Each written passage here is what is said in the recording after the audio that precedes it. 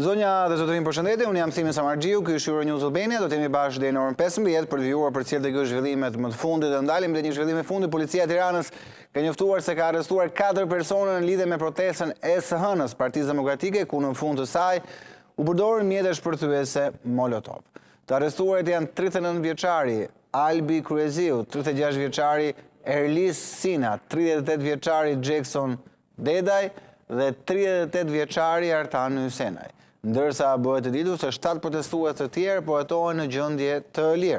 Me shtas të procedurave është dhe përfaqësuesi sekretari organizativ i Partisë Demokratike Ervin Minarolli, i cili sipas policisë nuk ka zbatuar detyrimin për identifikimin e personave përgjegjës për mbrojtje të tubimit në bazë të ligjit për tubimet. Kujtojmë se në protestën e mbajtur dje u lënduan 3 policë, një fotograf dhe një protestues.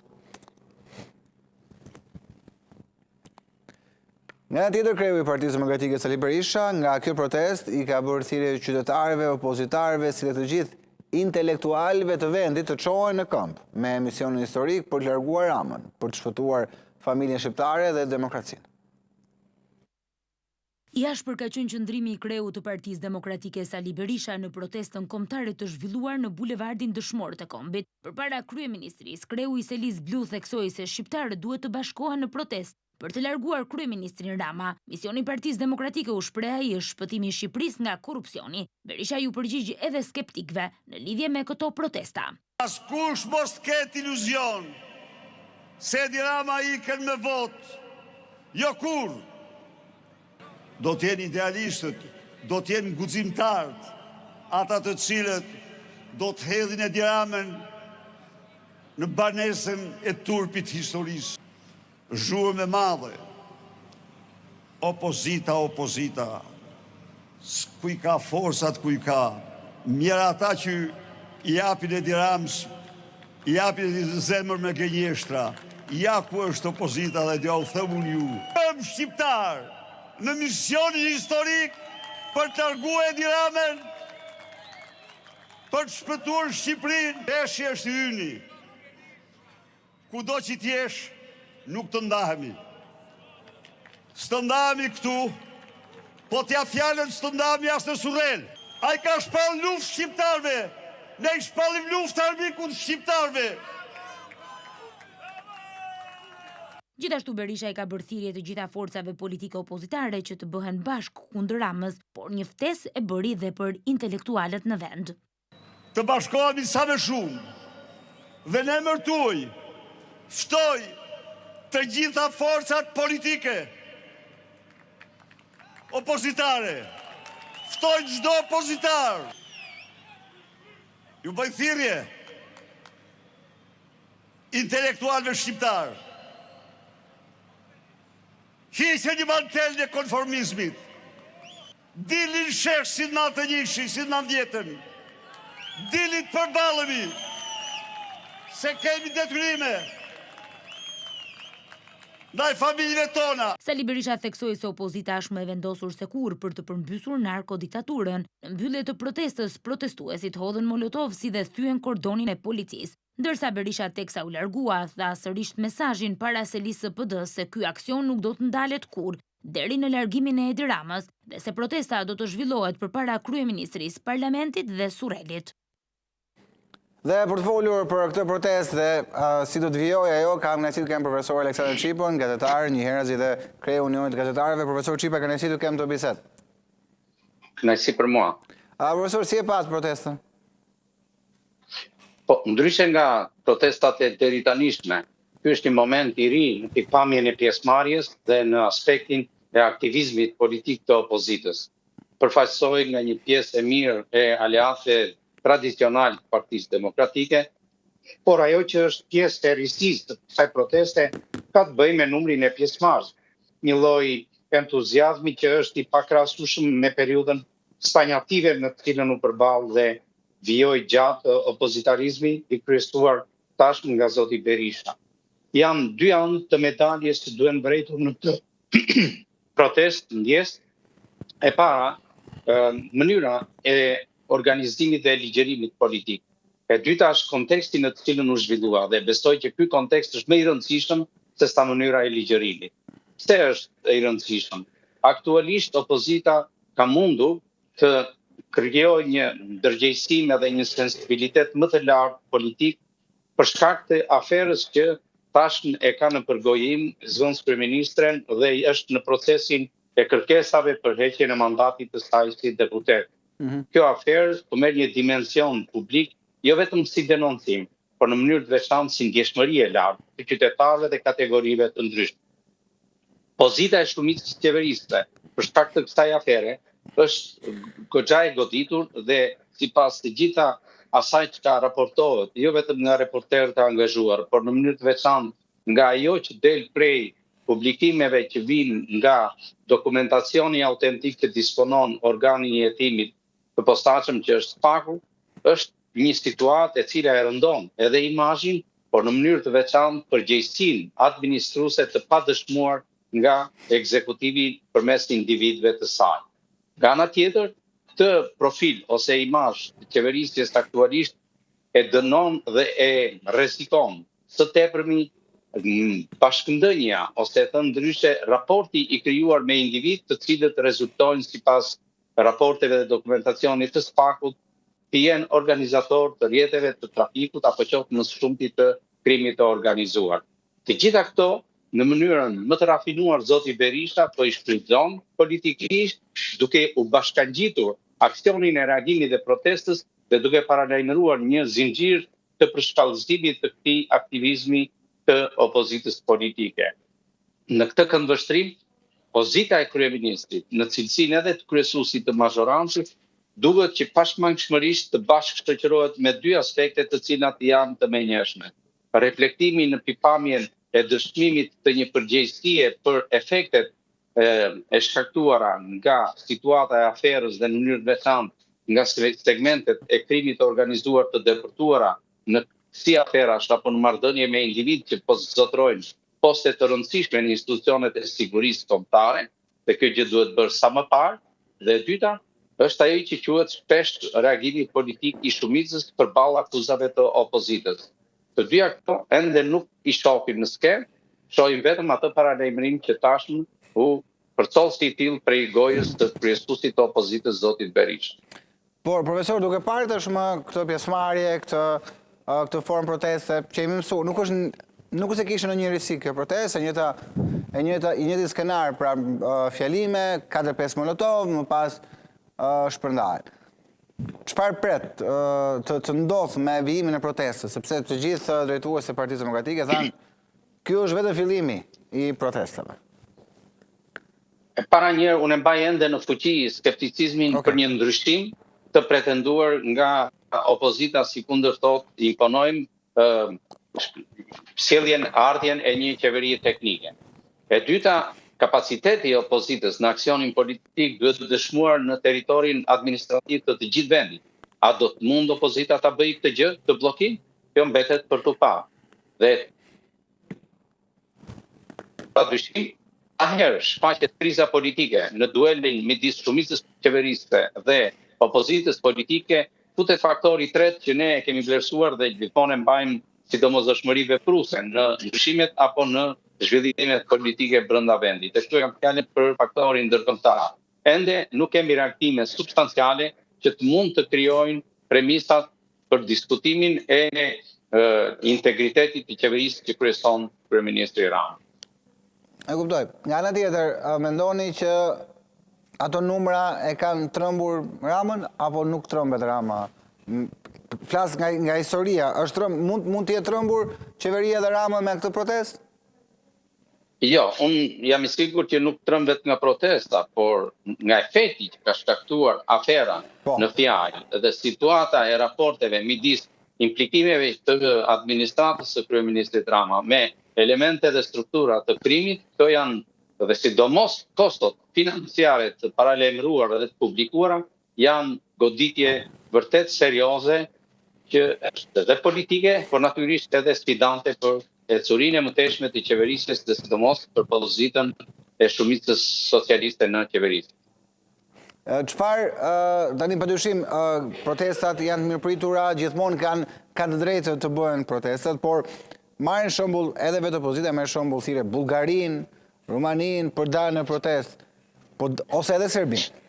Por dallimi më i madh me ato vende, profesor, është që atje ka dalë qytetarët, ka dalë populli. Nuk e ka thirrur partitë politike. Pyetja jo ishte drejtë. Edhe thirrja që i bëri Berisha dje intelektualëve, tha që dilni në shesh si në 90-ën. Ka vlerë? Në analizën e pastër dhe drejt për drejt politike, pengusti i rotacionit sot në Shqipëri është vetë qëndrimi aq stanjativi zotit Berisha në kryesimin politik të Shqipërisë në 35 vite. E kam thënë edhe më herë dhe vazhdoj ta themi si një pjesë e komentuesve që nuk është se janë të aktivizuar, por janë thjesht mbrojtënjës dhe ndjekës të rregullt korrekt të jetës politike. Te zgjatja kohore e kryesimit politik të zotit Berisha në krye të opozitës është mungesë që bie ndesh me dialektikën e zhvillimeve njerëzore dhe në mënyrë të veçantë e zhvillimeve në një shoqëri që ka 35 vite që e ka lënë një epokë të rënuar herët dhe pretendon të ndërtojë një epokë tjetër duke mbajtur në mënyrën më absurde segmentet dhe brendit të pjesme të tranzicionizmit politik.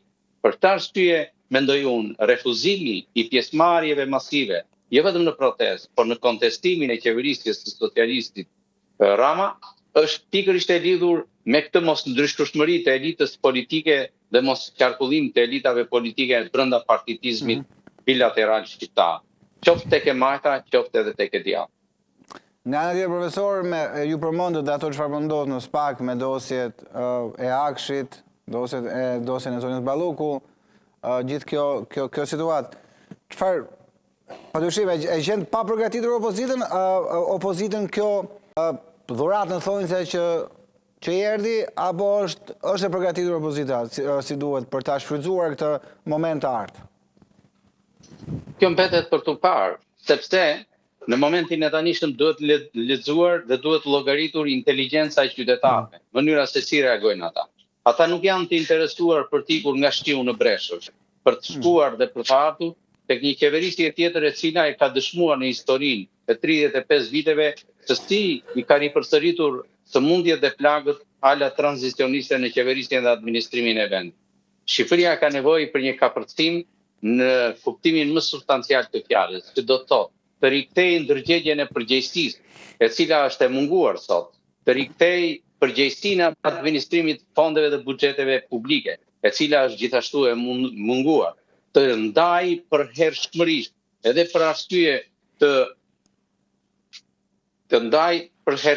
edhe për arsye të sigurisë kombëtare depërtimin e strukturave kriminale në asetet publike dhe kryesisht në institucionalizmin e vendit.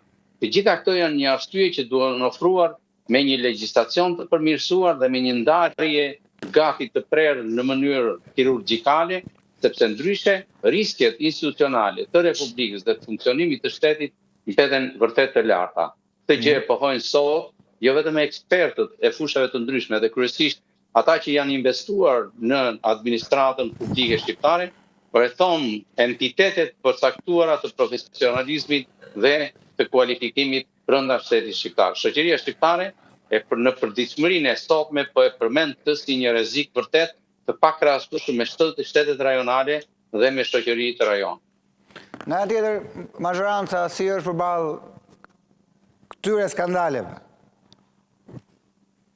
Po, në momentin që po flasim, mazhoranca ka zgjedhur strategjinë e një pritmënie dhe të një ecurie duke shfrytzuar hapësirat ligjore që lejohet kryesisht edhe për rastin e zëvendëskryeministres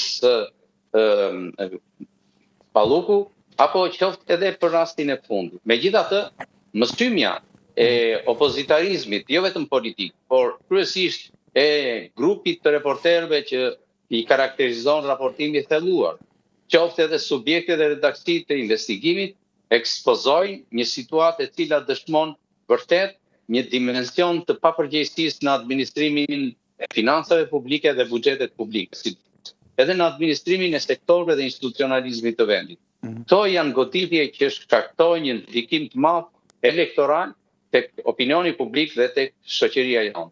Shumica socialiste këtë gjë duhet ta vlerësojë në mënyrë të menjëhershme, duke reflektuar përmes reagimit, pra ndërmarrjes së hapave të cilat duhet të evitojmë të flagranca që po ekspozohen mediatikisht dhe denoncohen edhe opozitarisht. Duke u kthyer edhe një herë tek protesta, ju u shprehet skeptik për përvimin e protestave me këtë nivel, edhe me këtë pjesëmarrje, por deri ku mund shkojnë protestat e opozitës, profesor? Mund shkojnë deri në Surrel, mund shkojnë deri në Surrel, siç tha Berisha, do kishe kuptim dhe sens protestë përpara shtëpisë kryeministrit? Mendoj që strategjia e opozitës e para njëherë, jo se jam skeptik, unë jam skeptik në raport me udhëheqjen politike që pretendohet si alternative mundshme për zvendësimin e kryeministrit Rama. Dhe për këtë kam parasysh zotin Berisha, një politikan i cili ka kryer të gjitha kapitujt e jetës politike në të zgjatësi kohore të pakrahasueshme me ndonjë politikan apo protagonist politik në vendet e ish Evropës juglindore apo aq më tepër në hapësirën e Ballkanit Perëndimor.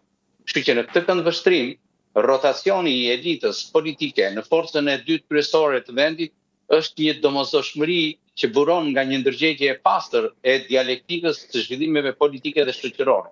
Dhe nuk ka të bëjë thjesht me raportin, le të themi, subjektivist ndaj personit në fjalë. Këtë gjë e dëshmojnë edhe brenda antarësisë të Partisë Demokratike dhe në strukturat e opozitarizmit. Sot opozita në pikpamjen e ballafaqimit potencial me kundërshtarin duket sikur është në një proces të instrukturimit të saj. Dhe këtu kam parasysh mungesën e kapaciteteve opozitare në nivelet bazike, qoftë në nivele qarqesh, në struktura seksionesh, në seksionesh e tjera. Dhe një opozit, sikundër është aktualisht në vendet, ju përmendet me drejt rastin e Rumanisë apo të Bullgarisë.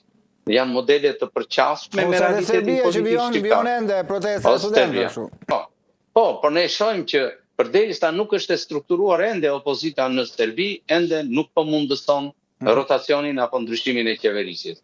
Duket që realiteti i Serbisë në pikpamjen strukturore politike është i përngjashëm me realitetin e Shqipërisë.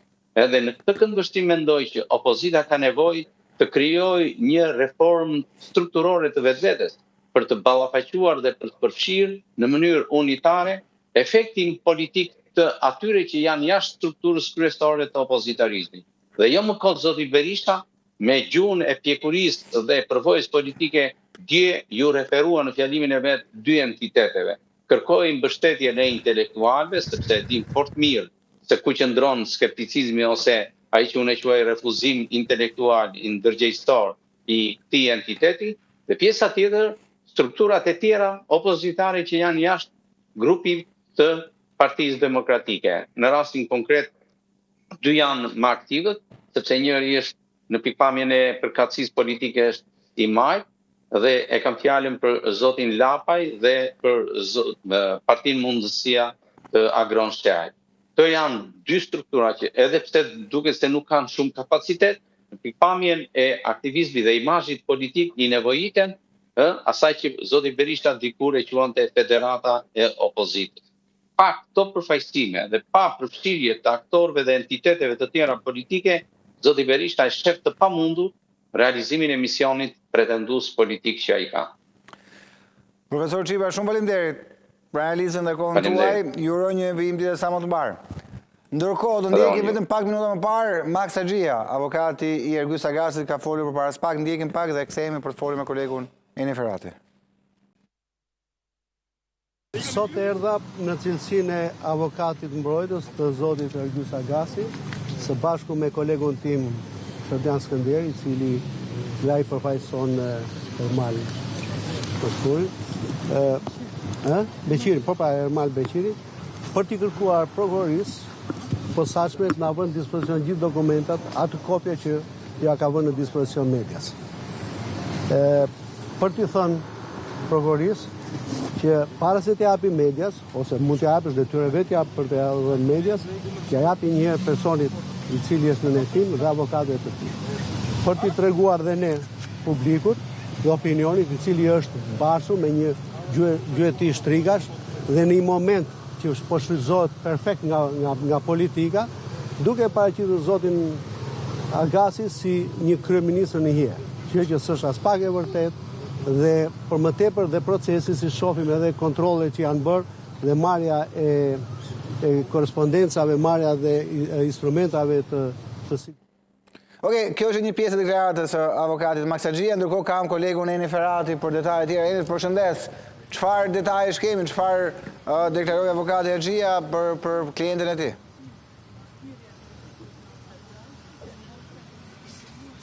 Përshëndetje thimi, në SPAK ditën e sotme nuk është paraqitur vetëm avokati Maksim Haxhia, avokati I cili ditën e sotme mësuam që do të përfaqësojë interesat e Ergyes Agazit, biznesmenit në Arati lidhur me dosjen e shtëshuar të abuzimit dhe me tenderat publike në Agjencinë Kombëtare të Shoqërisë së Informacionit. Është paraqitur dhe avokati tjetër Klodian Skënderi, I cili mësohet se do të jetë përfaqësuesi ligjor I biznesmenit tjetër në Arati, Ermal Beqira, I cili sipas dosjes së prokurorisë posaçme është gjithashtu një personazh kyç në dosjen e abuzimit me tenderat publik miliona euro në Agjencinë Kombëtare të Shoqërisë së Informacionit. Maksim Haxhia ka deklaruar dhe shprehur disi ashpër me prokurorinë e posaçme, ku sipas tij kjo dosje e cila është përndar, po përdoret edhe me sa duket për agjendat politike, nuk dihet në çfarë kuptimi e ka zoti Haxhia këtë diskurs para prokurorisë posaçme ditës sotme. Ai ka theksuar se klienti I tij Ergyes Agasi nuk ka asnjë pushtet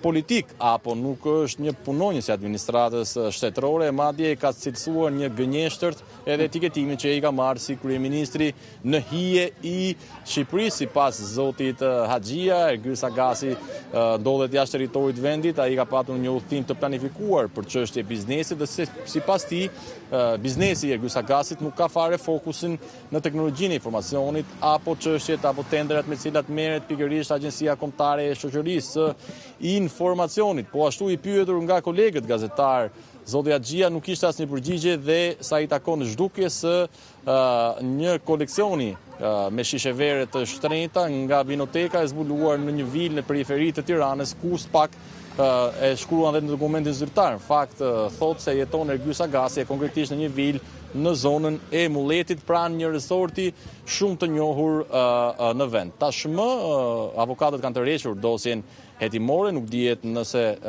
kush do të jetë lëvizja e radhës së tyre, nëse klientët e përfaqësuar për tyre pa qoftë Ergyes Agasi por dhe Ermal Beqiraj, të cilët akuzohen për 6 vepra penale nga SPAK-u në kuadër të një grupi të strukturuar kriminal, do të dorëzohen dhe do të jenë para drejtësisë apo betejë e tyre ligjore nëpërmjet avokatëve do të vijojë nga Aratia. Ndërkohë, Eni, ka zhvillime të tjera nga SPAK dhe GKK sot, presim diçka apo deri tani qetësi?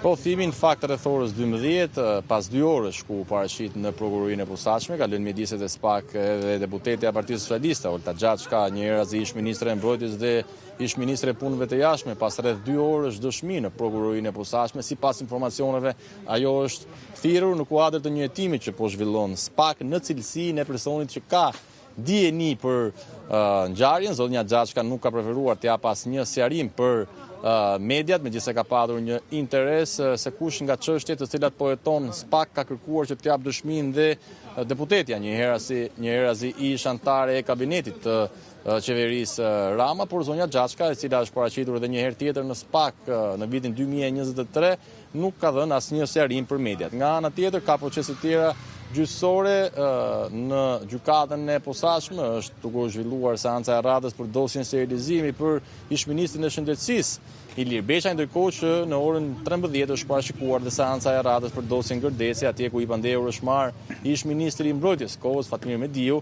I akuzuar nga SPAK për shpërdorim detyre dhe shpërdorim detyre në kuadër të kodit penal ushtarak, një proces I cili vijon me dëshmitarët, provat shkresore që janë paraqitur nga palët, por dhe momentet e tjera procedurale ku në fakt edhe gjyqtarja Irena Gjoka, e cila po gjykon këtë çështje, më herët ka kërkuar që të jap dorëheqjen, por që nuk është pranuar nga ana e gjykatës, se po ashtu dorëheqjen e saj kanë kërkuar dhe avokatët dhe vetë ish-ministri I Mbrojtjes Fatmir Mediu. Okej, Eni Ferrati, shumë faleminderit për gjithë detajët që solla, uroj punë të mbarë. Ndërkaq ndalim disa zhvillime tjera. Komisioni Etikës në Kuvend ka marrë vendim për përjashtimin me 30 ditë për 6 deputet të Partisë Demokratike pas tensioneve të seancës kaluar gjatë votimit të avokatit të ri të popullit. PS kishte kërkuar mas për 29 deputet PD-s, por komisioni ka vendosur të dënojë vetëm 6 prej tyre. Deputetin Këlliçi, deputetin Kreka, deputetin Vokshi, deputetin Balliu, deputetin Noka dhe deputeten Hoti, ndërsa 23 deputetet e tjerë ka marrë tërheqje e vëmendje nga Komisioni Etikës. Ulsimania përshëndeti deputetet PD-s duke ngritur 2 gishtat lart.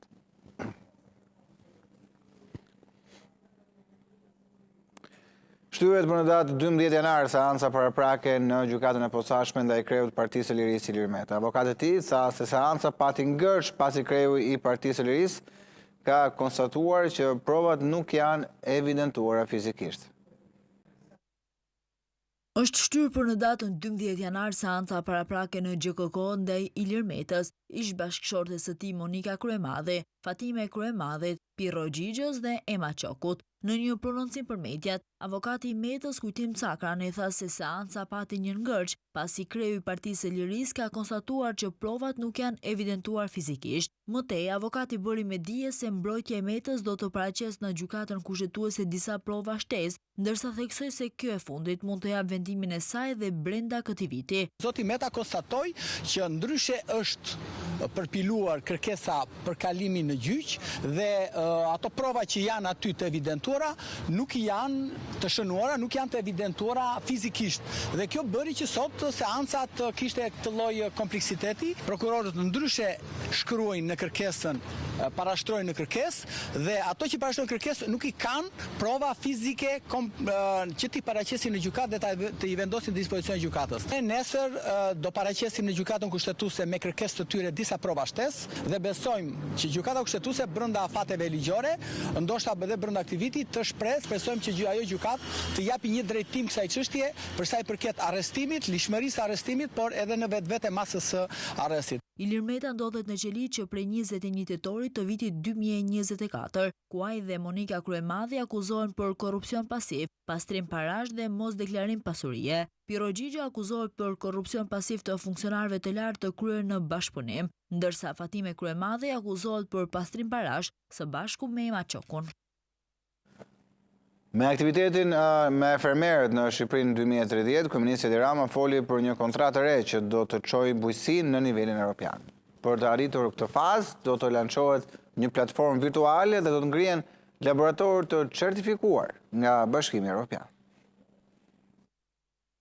Bujqësia do të integrohet me kushtet dhe standardet europiane. Për të realizuar këtë reformë, do të ndërtohen laboratorë të akredituar nga Bashkimi Evropian, do të finalizohet regjistri firmave, parcelave, kafshëve dhe do të lançohet platforma Euroagro Albania 2025-2030. Negociatat me Bashkimin Evropian dhe marrëveshja e anëtarësimit nuk janë fjalë dhe as procese thjesht të lidhura me çfarë ne shkruajmë në letër, por janë kontratë shtetërore shumë komplekse, ku çdo faktor shtetëror dhe çdo faktor shoqëror duhet i përgjigjet kontratës.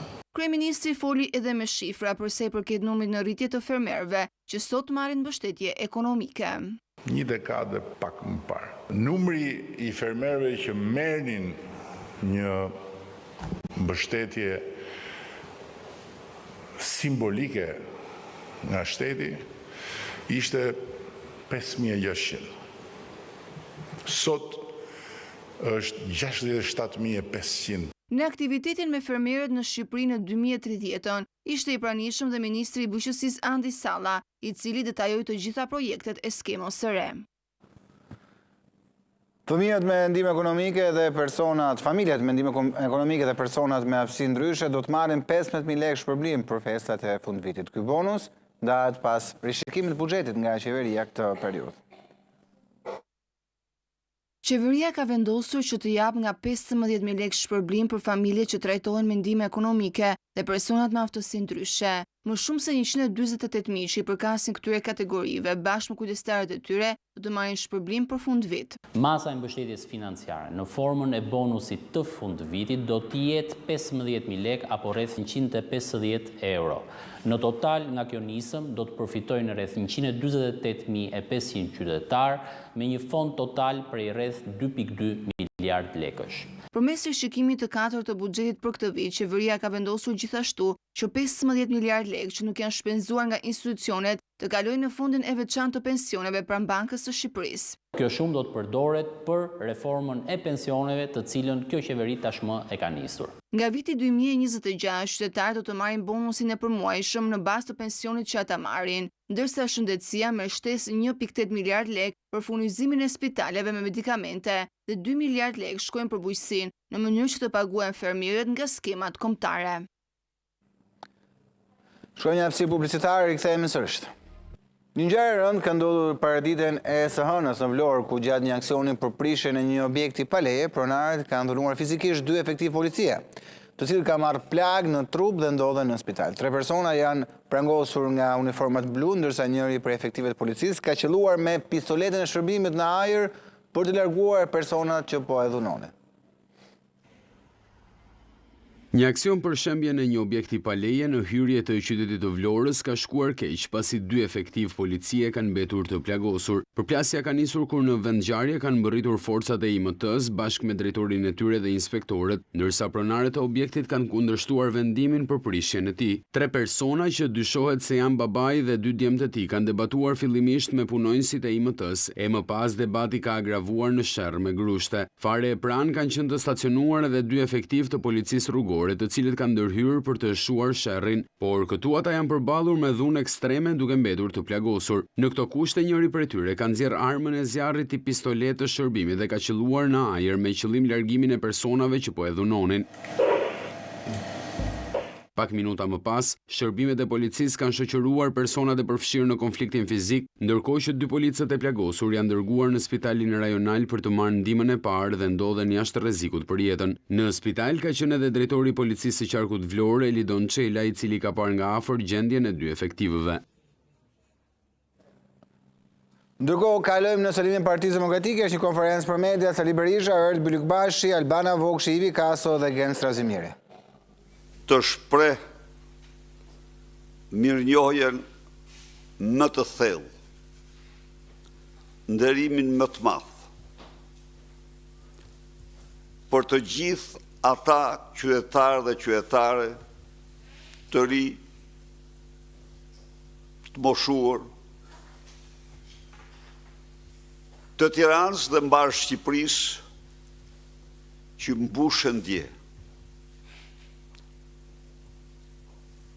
Bulevardin dëshmor të kombit,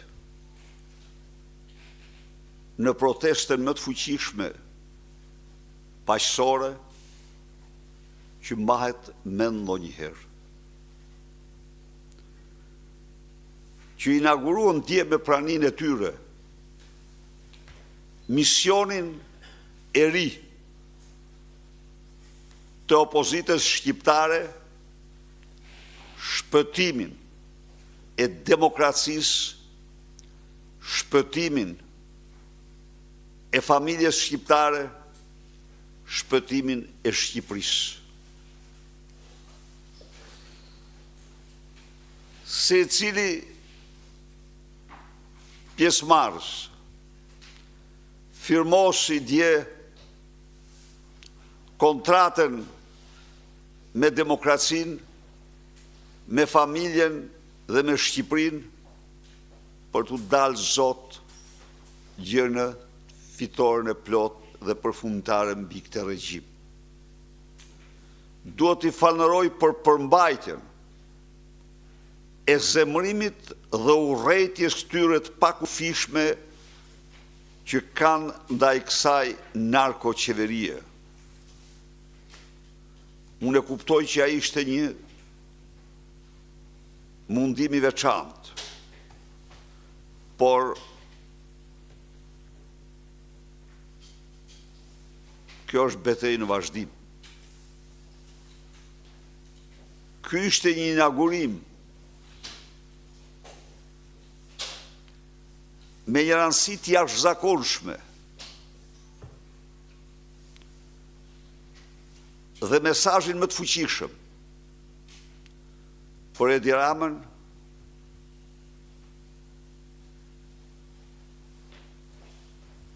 narkoqeverinë e tij,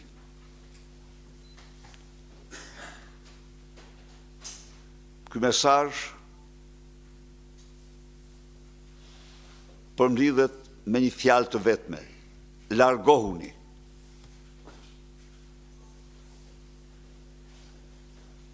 Largohuni. Nuk mund të ketë fjalë që mund të shpreh atë që ndjej për ata qytetarë që erdhën, për atë disiplinë që treguan, për atë përkushtim që treguan. Por nga ana tjetër, jashtë të gjitha përpjekjeve të makines toksike propagandistike të Edi Ramës, vuvuzelave të tij se populli nuk ngrihet, se populli nuk ka besim tek opozita, se kështu dhe ashtu, madje vetëm sa nuk thonin se populli e don Edi Ramën, kishte do një që thoshte këtë, ata faktuan se cilat janë ndjenjat e popullit për Edi Ramën. Urrejtja e pakufishme, zemrimi i pakufishëm. Me këto dy terma mund të përmbledhen ndjenjat e qytetarëve. Siç kemi deklaruar dhe më parë, kjo betejë është një betejë për liri ose vdekje, për jetë ose vdekje. Nën moton, ja të vdesim, ja të rrojmë për liri. Çdo qytetar i ndershëm i këtij vendi, çdo opozitar i këtij vendi, çdo socialist i ndershëm i këtij vendi, duhet ta ketë të qartë, dhe e ka të qartë, se me zhvillimet dhe zbulimet e fundit, faktimin, se unë për shembull Ergy Sagasin, jo vetëm të sallë, por dhe në aulat më prestigjioze të Europës, në Këshillin e Europës, në Parlamentin Evropian, në EPP, në Partinë Popullore Europiane dhe kudo. Rezolutat tona e kemi damkosur si koordinatorin e Edi Ramës për veprat më të zeza, dhe tani po faktohen. Pra, çdo shqiptar duhet ta ketë të qartë se kemi të bëjmë me një përballje për jetë e vdekje të demokracisë shqiptare. Në çë kuptim?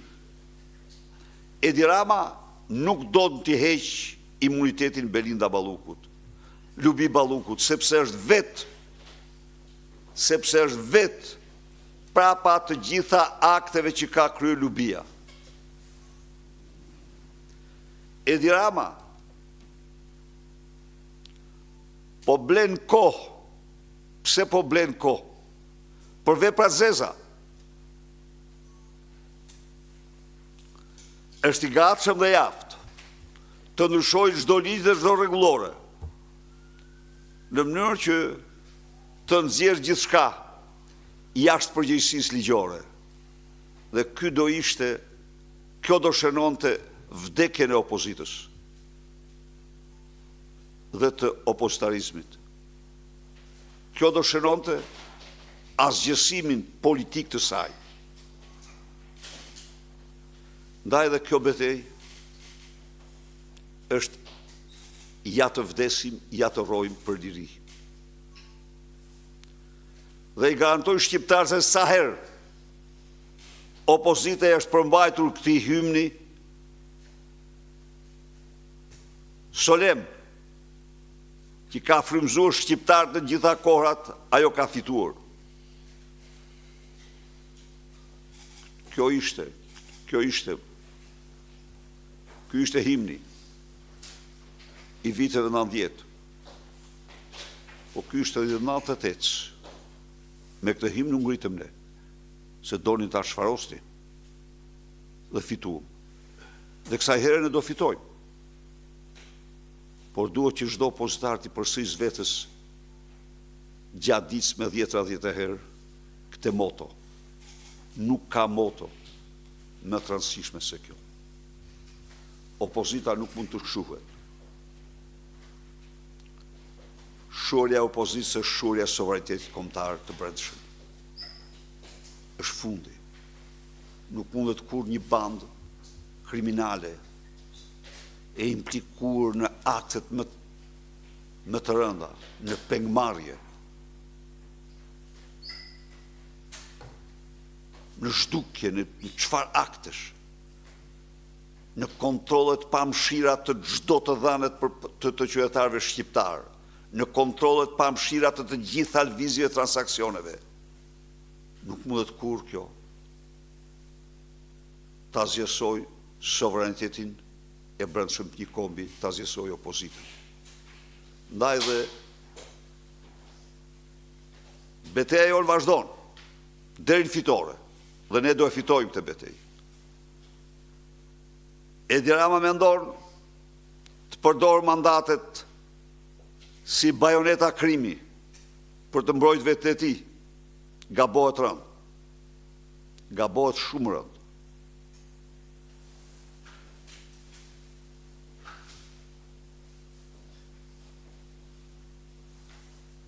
Gjithçka është të dorë të qytetarëve tani.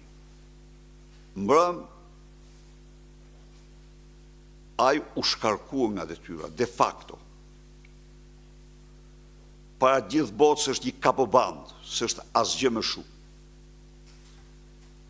Një avokat mjeran, që fshihet pas Lubi Ballukut, pas Ergyes Agasit, e tjerë më radhë. Duke fanëruar dhe me njerëve me njohjen më të madhe, të gjitha ata tri, të reja, burra, gra, të moshuar, pensionist, që lanë çdo gjë dhe mbushën sheshin, i ftoj të përshkallëzojmë, të jenë të gatshëm të përshkallëzojmë luftën, betejën tonë, gjerën përmbushjen e misionit. Misioni ynë është largimi i kësaj qeverisje, qeveri teknike, zgjedhje të lira, opozita në pushtet në mënyrë të pashpakshme. Jam këtu për të denoncuar me forcën më të madhe provokacionet dhe terrorin policor ndaj disa të rive të cilët nuk kanë kryer absolutisht as edhe aktin më të vogël të dhunës. Janë ndaluar 10, nga të cilët 4 janë arrestuar. Erlis Sina, Artan Hysenaj, Albi Kryeziu, Jason Prendi. Këta 2 prej tyre janë kosovar. Turist të ardhur dhe janë arrestuar nga policia sapo kanë marrë vesh se janë kosovar për të mundur me akuzue edhe qytetarët e Kosovës për pjesëmarrje në protesta. E vërteta është që këta 2 kanë ardhur si turistë. Kanë qenë këtu pas protestës. Në mos gabohem, po, pas protestës. Kanë bërë foto. Njëri më tha, si jam djali një veteran, ose një luftari të UÇK-s. Dhe unë e përqafova, ba një foto me te. Tani këte e kanë arrestuar. Kërkoj lirimin e menjëhershëm të tyre. dhe paralajmëroj policinë të mos prek me dorë protestuesit, se ata po luftojnë kundër hajdutëve të kombit, kriminalëve në detyrë.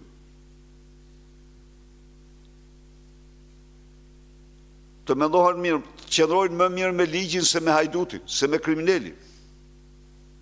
Të lirojnë me njëherë personat e arrestuar. Sot ne jemi këtu para jush për të paraqitur para shqiptarve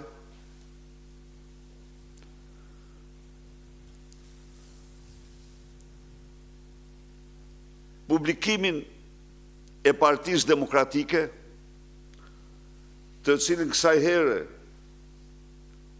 kemi preferuar ta quajmë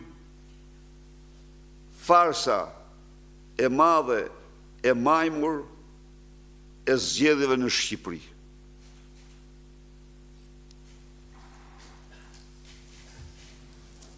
Ky dokument i pa shembull në historinë e një farse elektorale në Europë dhe në botë,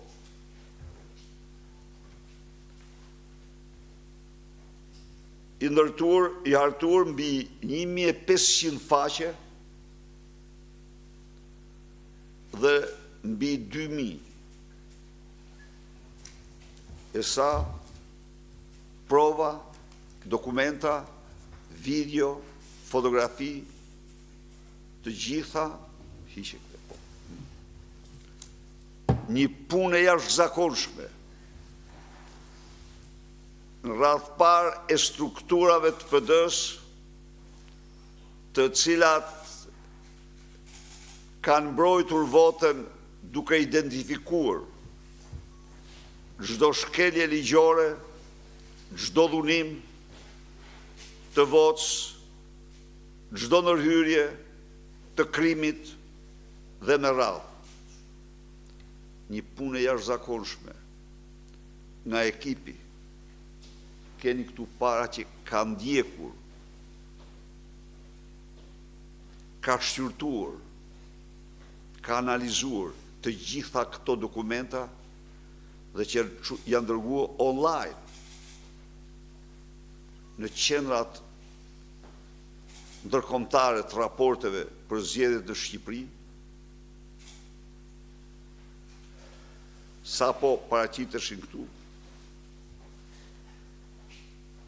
Një punë të jashtëzakonshme, në mënyrë të veçantë zonja Albana Vokshi, e cila në fakt del sot me këtë libër 1500 faqesh, e kaluar në çdo paragraf, në çdo rrjesht, në çdo dokument, në dorët e saj.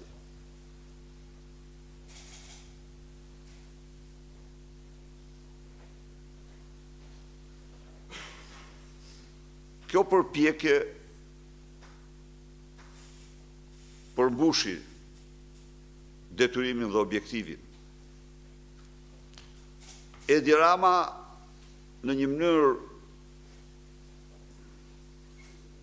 të pacip, mund të verë çdo epitet, kërcënoi vëzhguesit. Na faktoni pak ku janë ato që keni shkruar.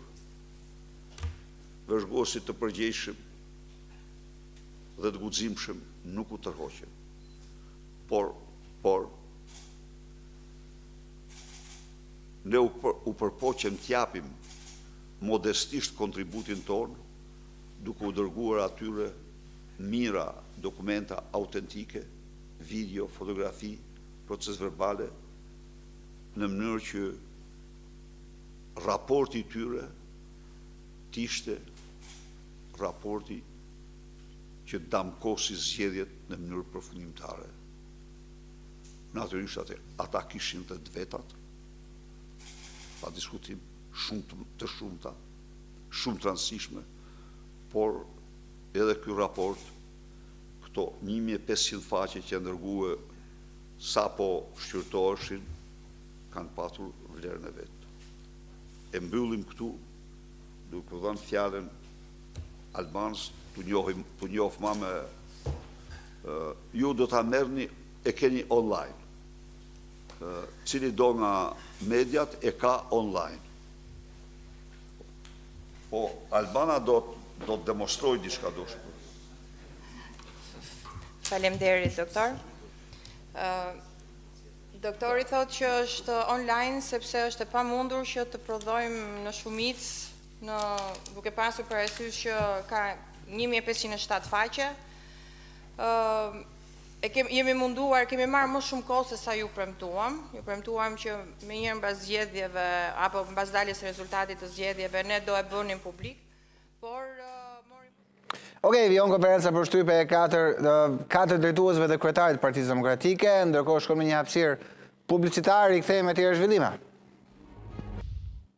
Presidenti e Kosovës Vjosa Osmani në një deklaratë për mediat pas takimit me zëvendës sekretarin e Shteteve të Bashkuara të Amerikës gjatë qëndrimit të saj në Washington tha se ka besim të plot tek presidenti Trump. Sa po përfunduam një takim të shkëlqyeshëm me zëvend sekretarin e shtetit, zotin Landau, është takimi ynë i dytë përgjatë këtij viti dhe jemi mirënjohës për kohën e ndarë për Republikën e Kosovës në mënyrë që të diskutojmë një sër çështjesh nga bashkëpunimi ynë i afërt në temat të paqes së sigurisë e deri tek temat e bashkëpunimit ekonomik dhe integrimit euroatlantik të vendit tonë. Ja shpreha falenderimet e popullit të Kosovës për ligjin që sapo ka nënshkruar presidenti Trump, në të cilin përfshihet edhe Republika e Kosovës dhe jo vetëm, por në veçanti thuhet që nuk do të ketë ndryshim të kufish, pra mbrohet integriteti territorial dhe sovraniteti i vendit tonë, qartësohet se dialogu me Serbinë duhet të bazohet në njohje reciproke për krahat antarësimi në NATO si dhe investimet strategjike në fushën e ekonomisë. Diskutuam edhe për një sër çështjesh tjera për të cilat është e domosdoshme që të kemi koordinim të plotë dhe të vazhdueshëm me Shtetet e Bashkuara të Amerikës si aleat ynë më i rëndësishëm strategjik dhe në të njëjtën kohë hapat përpara dhe veprimet që duhet t'i ndërmarrim në mënyrë që dialogu strategjik me Shtetet e Bashkuara të Amerikës të rikthehet. Natyrisht që ne kemi besim të plotë në administratën Trump dhe jemi ndër shtetet e para që kemi përkrahur një sër veprimesh të ndërmarra nga presidenti Trump, kontributi të cilit për paqen dhe stabilitetin në gjithë rajonin ton është i domosdoshëm dhe ka qenë i vazhdueshëm. Kjo është ndalesa jonë e fundit në një sër udhëtimesh që kishim nga audienca private me Papa Leonin e deri tek heqja e masave nga ana e Bashkimit Evropian ku ishim në samitin BE Ballkan Perëndimor, vazhduam në Bahamas ku marrëm njohjen nga ky shtet, lidhjen e marrëdhënieve diplomatike dhe po ashtu kemi arritur dakordim me kryeministrin e Bahamas, po ashtu për heqjen reciproke të vizave që është një lajm shumë i mirë dhe kjo marrëveshje do të nënshkruhet së shpejti këtu në Washington DC dhe tani kishim edhe një takim shumë të mirë me aleatin ton strategjik dhe natyrisht kemi edhe shumë punë për të bërë në mënyrë që bashkëpunimi ynë të rritet, të thellohet e gjithnjë të jetë në interes të qytetarëve të Republikës sonë. Dhe për të folur për zhvillimet në Kosovë, kam kënaqësi të kem për herë të parë në këtë cilësi, se këtë thoja për herë të parë në emision, në cilësinë e këshilltarit për politikën e jashtme presidentes së Kosovës Vjosa Osmani, Krishtin Çollakun. Zoti Çollaku, kënaqësi të kem në Euronews Albania, kemi bërë shumë intervista për zhvillime politike në vend, por është hera parë që ju kanë në këtë cilësi, po ja u them dhe live, dhe pse ka kaluar shumë kohë dhe bashkë kemi komunikuar urimer për këtë post me shumë rëndësi. Është vërtet dhe faleminderit që si miq të vjetër i takomi, po sidomos në këtë situatë të re, është një privilegj shtesë për mua që ndajmë të bisedë bashkë. Edhe për mua shumë. Zoti Çollaku, tani duhet ndalem pak tek ajo çfarë tha presidenti Osmani në takimin në Shtetet Bashkuara të Amerikës. Okej, mungesa e ambasadorëve, si në Kosovë, si në Shqipëri. Tani sa bën që duket sikur jemi disi të harruar nga Shtetet Bashkuara të Amerikës? Apo jo? Jo. Sidomos, më lejoni ta them një preambull saj. Duket se qartësisht ka një shpërthim në kuptimin e plot fjalës diplomatik të Kosovës në këtë kohë. një ofensivë jashtëzakonshme. Po, ndjes, njohje më të fundit, mbas 5 vjetësh ka njohje të tjera, kështu që kjo mjafton shohësh këtë. Janë 4 njohje jashtëzakonisht të rëndësishme, do të theksoj të gjitha të rëndësishme, do të theksoja njohjen nga Siria. Një vend kyç sot në ekuilibrat ndërkombëtar midis lindjes, perëndimit, aleancave, luftës kundër terrorizmit, pra nga një vend aleat i Rusisë në një vend aleat tani më i Washingtonit. Dhe njohja e Sirisë, po më le ta ndaj se emocion sepse kam qenë dëshmitar vetë atyre proceseve. Erdhi si një kombinim i jashtëzakonshëm i fuqive më të mëdha Shtetet Bashkuara, njerëzit më të afërt presidentit Trump, Turqisë, presidentit saj, mbretit kurorës së Arabisë Saudite, pra akset kryesore të një dimensioni ndërkombëtar të jashtëzakonshëm, dhe në mes të kësaj ishte Kosova, në epiqendër të saj ishte Kosova, dhe do të them që themi unë vi nga diplomacia, kam parë ngjarje të rëndësishme, personazhe të rëndësishme, figura shtetit të rëndësishme nga gjithë bota dhe nuk impresionohem nga emrat apo nga titujt.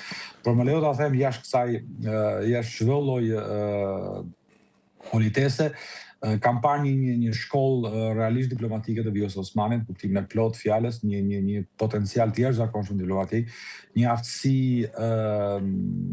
negociuese, akomodimi ndërshtetror, nëse do të kem një ditë kohën ta shkruaj, ju garantoj ka përgjigje një manual shumë i mirë diplomatik.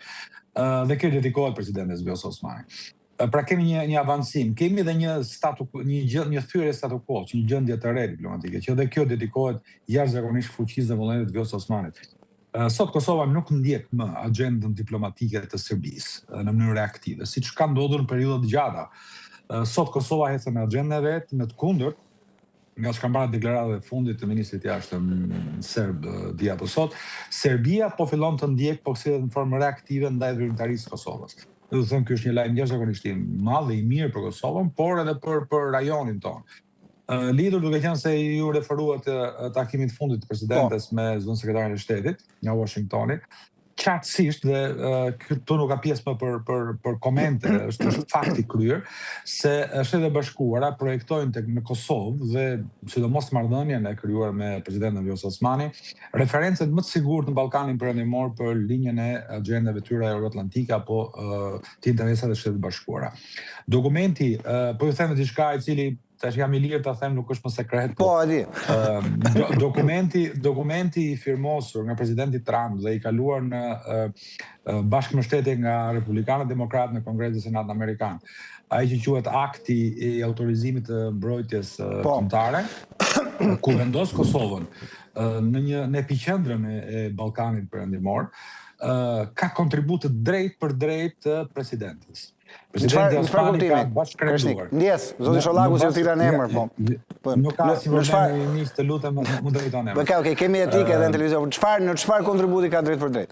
Ju ja them kontribut drejt për drejt në draftimin, po të doni, të termave, në draftimin e koncepteve, në hartimin e asaj që është pozicionimi amerikan në Ballkanin Perëndimor në raport me Kosovën.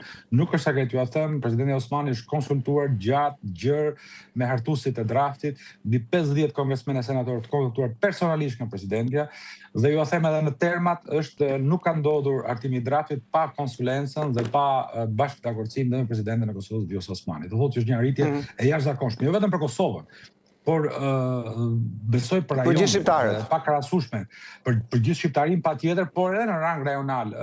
Është pa krahasueshëm aktiviteti i presidentes Kosovës Vjosa Osmani, afria me Washingtonin në krahasim me çdo lider të rajonit të doni. Por Kreshnik, tani duke qenë se je njohur shumë i mirë. Po duke qenë se je njohur shumë i mirë i politikës jashtme. Tani po të pyes edhe jo vetëm cilësinë e këshilltarit, por të ekspertë marrë ndërkombëtare. Mungesa e gjatë ambasadorëve. Nuk është vetëm në Shqipëri e Kosovë, janë mbi 70 seri diplomatike pa ambasador, po ne na intereson pjesa jonë. Patjetër, mungesa ambasadorëve po e pohoj është një situatë e pa kolauduar mirë.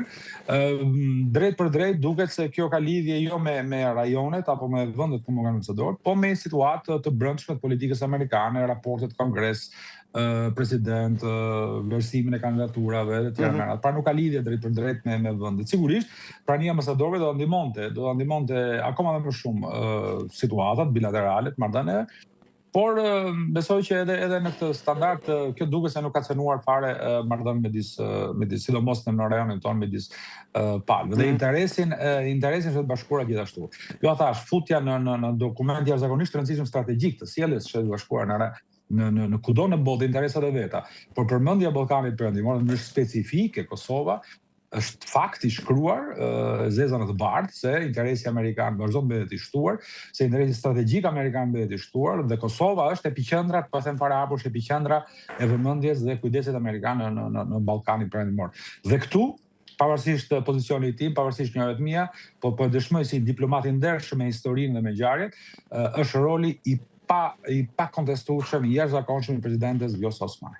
Ndërkohë, duke ndarur tek një tjetër rol i pa kontestueshëm i saj, cilin ja burin duke edhe kryeministri Shqipërisë Edi Rama në Bruksel. Është vërtet, pavarësisht Kreshnik, përpara se të doja një koment për atë video. Shiko, nuk ka lidhje komenti me videon, në atipizmin e sjellëve nuk bën më çudi, por thelbi dhe rëndësishme e asaj ngjarje ishte harrëzimi i sanksioneve të Bashkimit Evropian për Kosovën. Sanksionet pa drejta, sankcione që vendosën në një situatë, të themi, distopike marrëdhënien e BE-s me një vend si Kosova. Por dhe aty, në mënyrë, dhe këtu po them një sekret tani, që nuk është një sekret. E vlerësoj shumë që po ndam disa sekrete.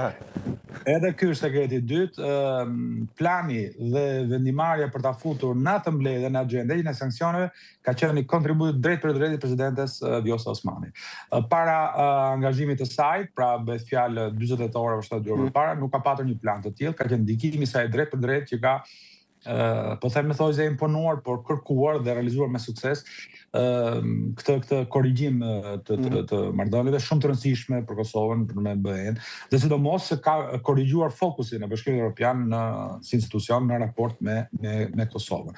E theksoj, sanksionet kanë qenë pa drejta, sanksionet kanë qenë mbase produkt dhe indikimeve pse jo dhe serbe apo diplomasive që më kanë mbështetur atje, sepse sanksionet në thelb tentonin të barazonin viktimën me agresorët.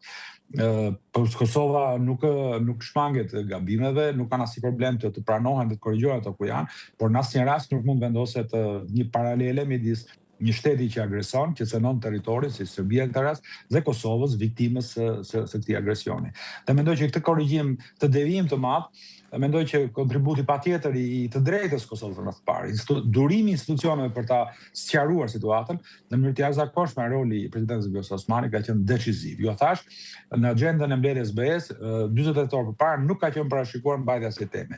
Jo vetëm që me insistimin e presidentes u fut në agjendë, por do realizua heqja e plotë e sanksioneve, duke korrigjuar një moment jo të qartë në marrëdhënien midis Kosovës dhe Bashkimit Evropian. Edhe këtu është një situatë jashtëzakonshme, një vlerë të jashtëzakonshme për Kosovën, por pse jo edhe për rajonin. Krishtin, duke ndalur pak tek të njohjet e reja, 4 njohje në një periudhë shkurtër, mbas 5 vitesh heshtje, mund të zbulojmë në një gjë ku është fokusi tashmë, në çfarë ka në një shtet që është shumë afër njohjes së Kosovës? Në radhë të parë duhet të them që në raport me njohjet dhe njohja sidomos nga Bahamas, nga Siria që do vlerësoja si një njohje strategjike, do t'ju them vetëm diçka. Presidenti sirian vizitoi Shtëpinë e Bardhë vetëm disa ditë pasi realizoi njohjen e Kosovës. Tua që janë të lidhura? Duke qenë unë po e referoj si fakt.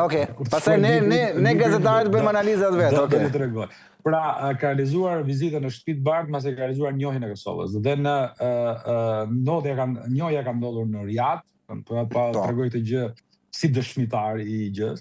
Dhe kam parë të përfshirë presidenten Osmani me njerëz më të afërt të presidentit Trump, një aktivitet diplomatik jashtëzakonshëm, një marrëdhënie jashtëzakonshme, gjithashtu mbreti princi kuror i Arabisë Saudite, presidenti i Turqisë Erdogan patjetër, dhe aktorët kryesorë global. Pse patjetër Erdogan?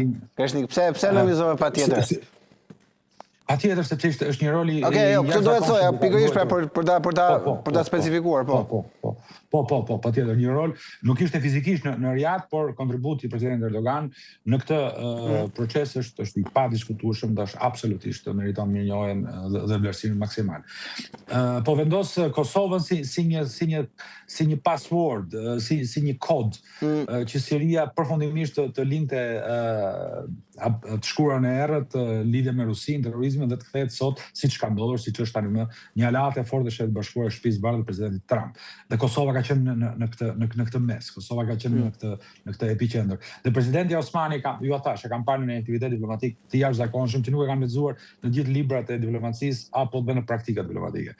Për njohjet e reja, për sa e përket njohje. Dhe shteteve që mund të jenë afër. Ju e dini që ka patur dhe një fushat nga ana e Serbisë, ku ka premtuar 12 shnjohje. Dhe po them edhe këtë tjetrën, prapë si një kontribut drejt për drejt i zbjos Osmanit, të 12 shtetet, presidenti Osmani nga kontaktet drejt për drejta ka neutralizuar proceset e efektin e diplomacisë serbe, pra ka deaktivizuar 12 nga shtetet që do të ishin njohje, apo jo aluduar apo do të ishin njohje.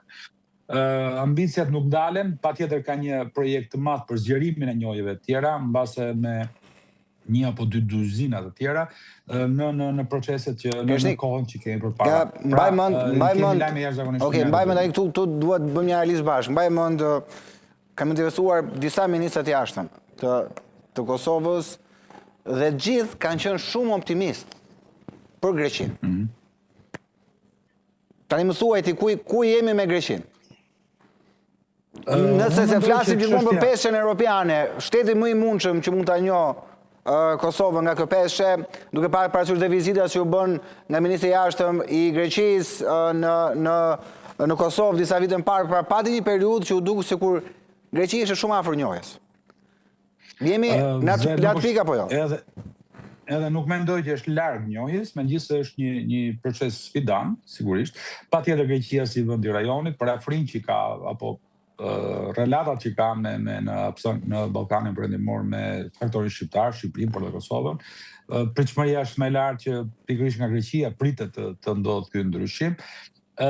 Mendoj që ka ende punë për të bërë, por nuk mendoj që jemi aq larg sa mund të mendohet. Patjetër dhe këtu roli i Shtetit Bashkuar, presidentit Trump dhe proceseve që që shpresojmë të aktivizojnë në stabilizimin përfundimtar situatës në Ballkanin Perëndimor, do të jetë gjithashtu vendimtar. Dhe përmes Greqisë pastaj edhe raportet e Kosovës me BE-n, por sidomos antarësimin në NATO, që është një angazhim tjetër Shtetit Bashkuara të marrë dhe presidentës cilën ju e referuat vetë dhe në takimin e fundit në Departamentin e Shtetit me zonë sekretarin, janë ambiciat dhe prioriteti kryesor dhe besoj jemi jo ende kryer, po afër këtyre proceseve të cilat po pësojnë një dinamizëm veprimit dhe veprimit të jashtëzakonshëm. Në raport me njohjet, unë kam besimin që me këtë ritëm Kosova, në një hapësirë 2-3 vjeçare, mbase do të arritë të përmbush masën kritike të njohjeve për në Kombet e Bashkuara dhe këto nxjerrin totalisht pastaj jashtë lojë edhe vetot ruse apo kineze për njohjen e shtetësisë së saj. Por këto janë projekte në të ardhmen, të cilat besoj me këtë ritëm nuk është më e tepruar themi që janë të afërta edhe objektiva të prekshme. Janë të afërta deri në pranverë apo janë projekte edhe për 4 vite tjera? Ne kuptove pyetjen besoj. Shumë pak se 4 vite. Besoj e kuptove pyetjen që bëra, ku e kisha pyetjen? Janë projekte që zonja Osmani do t'i çojë deri në pranverë, apo janë projekte që i ka nisur dhe do t'i çojë edhe pas 4 vitesh? Të paktën gjysma e tyre mund të realizohen edhe brenda një viti. Gjysma tjetër do të dojë mbase edhe një apo 2 vjeçar tjetër në këtë. Përgjigja e pyetjes tuaj ishte që zonja Osmani duhet ta marrë edhe një mandat tjetër, se kjo ishte pyetja ime. Por e bër pak më ndryshe. Unë jam këshilltari i saj për politikë të jashtme. Edhe flet si diplomat. Për politikë të brendshme, presidenti Osmani flet vetë. Për këtë qëndrim, për këtë situatë, pra mandat të dytë apo jo, ajo duhet ta shpreh vetë pozicionin e saj. Por ju publikisht. Po për mua si një ish politikan, apo si politikan... Nuk e ish politikan, ka shtin vjen keq tash, nuk e... Jo, drejt, e korrigjova vetë, Nuk po e shpall vetën ish politikan, një politikan që në këtë moment kryen një funksion të caktuar, por si njeri, pra, ky është opinioni im. Si njeri që e njeh politikën dhe e pjesë e politikës, pra prandaj nuk mund të bëj në këtë moment edhe për këtë gjë zëdhënsin e Vjosa Osmani, duhet të flas vetë presidentja, por për mendimin tim, Vjosa Osmani nuk është me çështje, presidenti nuk është me çështje ekuacioni ndër parlamentar. Vjosa Osmani është një faktor politik në Kosovë, është një faktor politik në rajon, është një ndër njerëzit më të votuar nominalisht, personalisht në rajonin tonë, ka një mbështetje të jashtëzakonshme dhe jashtëzakonisht të gjerë në Kosovë, por pse jo edhe më gjerë se Kosova. Mund të them është njeriu me fuqinë diplomatike më të gjerë dhe më të konsoliduar nga gjithë liderët e Ballkanit Perëndimor, po doni edhe pak më gjerë se Ballkani Perëndimor, pra me marrëdhënie jashtëzakonshme ndërkombëtare, dhe mosha e re, gjithë kjo eksperiencë pozitive, gjithë ky produktivitet politik edhe shtetëror, po të doni, është e pamundur për Vjosa Osmanin që nesër të mbyll të thotë i kthem katedrave universitare, apo të shkojë në shtëpi në Thojza.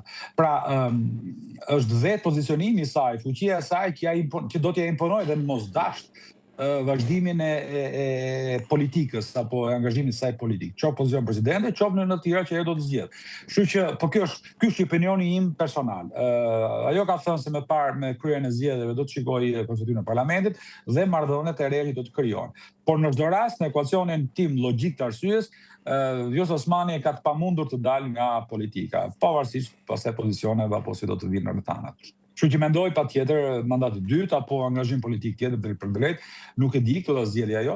Në mendimin tim, personalisht, mendoj që është e pamundur tarheqja e saj nga politika. Edhe për moshën, dhe për këtë bagazh jashtëzakonisht të madh eksperjencash, dhe për këtë produktivitet të jashtëzakonshëm në administrimin e shtetit, në marrëdhënie ndërshtetërore, ndërkombëtare, është e pamundur. Kështu që por të presim dhe pak kohë dhe gjithkusht do ta ketë qartë pastaj vëmendjen se do ndodhi. Krishnik, në 2 minutat e fundit, se jemi në limit të kohës, edhe ti ke angazhim dhe vlerësoj shumë, se na u desh ta spostonim. Atëherë, Krishnik, kam një pyetje në 2 minuta më japësh një përgjigje për luginën e Preshevës. Ka qenë një ndër temat të cilat Tirana, unë jam gjithmonë kritik me Tiranën, jam kritik dhe me Prishtinën. Me të dyja jam kritik për atë çfarë po bëjnë në luginën e Preshevës. Tani e ke me Tiranën për të qenë ndershëm rase për Tiranën do të jemi 100% kritik. Më shumë. Që nga koha e Gen Sakajt nuk ka pasur ministër të jashtëm që është marrë me luginën e Preshevës. Pikë, e them, pa ndroje këtë pjesë. Atëherë, luginja e Preshevës, çështja e luginës së Preshevës, ka qenë ndër temat që presidenti ka trajtuar edhe në takimin e fundit në State Department, është një shqetësim jashtëzakonisht i madh. Vëmendja dhe fokusi duhet të jetë kombëtarisht atje, aty po ndodh është një proces i konsoliduar pastrimi burokratik etnik, me pastorizimin e adresave dhe është një çështje jashtëzakonisht sfidante që duhet të jetë pjesë e marrëdhënieve dhe dialogut Serbi-Kosovë, por pse jo dhe më gjatë dhe marrëdhënieve Shqipëri-Serbi, sepse është një çështje kombëtare, nuk është vetëm çështje shtetërore, pastrimi etik që po i bëhet luginës përmes procedurave burokratike. Ka qenë në temat kryesore të përmendur nga presidentja, dhe patjetër besoj të jetë edhe në temat kryesore të angazhohet qeveria e re, e cila pritet të zgjidhet apo të dalë mbas zgjedhjeve të 28 dhjetorit. Krishnik, nuk dua të pyes për zgjedhjet, se je këshilltar politik në jashtëm, nuk dua të ngatroj fare, kështu që thjesht Mund të japësh opinion. Mund të japësh një opinion nëse do, pa herë tjetër. Nëse do, mund ta bësh një opinion shkurt, një koment shkurtër për zgjedhjet. Nëse dëshiron. Po zgjedhjen Kosovë. Po zgjedhjen Kosovë, po. Nuk di, nuk kam qejf të vëj baste, por çfarë duhet të realisht evidentoj është një impresionim, përshtypje jashtëzakonisht e fortë që un kam, duke ardhur dhe nga Shqipëria, nga Tirana politike. Kosova është një demokraci elektorale. Është vërtet. Ka krizë politike në Kosovë, si çdo vend mund të ketë krizë politike, por në Kosovë kriza politike zgjidhet përmes zgjedhjeve. Dhe në Kosovë votohet dhe zgjidhet. Pra në Kosovë ti dëgjon njerëzit debatojnë, filan politikan pëlqeu, këtë radhë ja jap, atë radhë nuk ja dash, ose pra ti në Kosovë ndrohet situata politike, zgjidhet situata politike përmes vlerësimit të njerëzve. Dhe ka vlerësim të njerëzve. Nuk ndodh, është një ndër shembullet më brillantë të një demokracie elektorale. Si kudo në perëndim dhe më të zhvilluara, kështu zhvillohet politika. Dhe Kosova këtë standard e ka të përmbushur dhe besoj që është një shembull jashtëzakonisht i Tirana dhe Shqipëria jonë duhet ta ndjekë. Krishtik, shumë faleminderit, turoj nëse ne nuk do shihemi bashk në studio, virtualisht ose në studio, turoj një vit 2026 sa më të mbar për ty dhe sa më shumë suksese. Faleminderit edhe unë juve. Të përshëndes, kaloj së Faleminderit unë juve, gjithë ndjekësve tuaj edhe suksese. Faleminderit shumë Krishtik Çollaku. Të përshëndes. Krishtik Çollaku në të parë intervistë në studion time si këshilltar për politikën e jashtme presidentit të Kosovës Vjosa Osmani. Publicitet, rikthehemi sërish. Jemi kthyer sërish në studio, do vjojmë flasim për Kosovën, këtë herë për zgjedhjet, jemi në ditën e fundit përpara datës 28 ditës diel dhe 5 ditë na ndaj nga votimet dhe do flasim padyshim për fushatën dhe për atë çfarë po ndodh këto ditë fundit. Dhe kam kënaqësi të kem kandidatin për deputet nga lëvizja vetëvendose, më të herë Askuka, zoti Askuka, kënaqësi të kem të bisedë. Faleminderit që u bashkuat. Unë ju falenderoj për këtë mundësi të bisedoj me juve lidhur me zgjedhjet në Kosovë dhe për datën 28 dhjetor. Si po duket kjo fushatë, edhe pse në kohë të shkurtër, i nderuar, si ka qenë fushata? Po, në përgjithësi, si thatë edhe ju, është kohë e shkurtër, shumë pak kohë për të debatuar edhe për të diskutuar të gjitha çështjet të cilët lidhen me programin ton qeverisës, po edhe me ato që kemi bërë në 5 vitet e kaluara, po qytetarët e din tani më, domethënë gjatë këtij viti, gjithë këto procese që kanë kaluar në Kosovë, andaj mendoj që është kohë e mjaftueshme që të vendosin për kë do të votojnë me datën 28 dhjetor.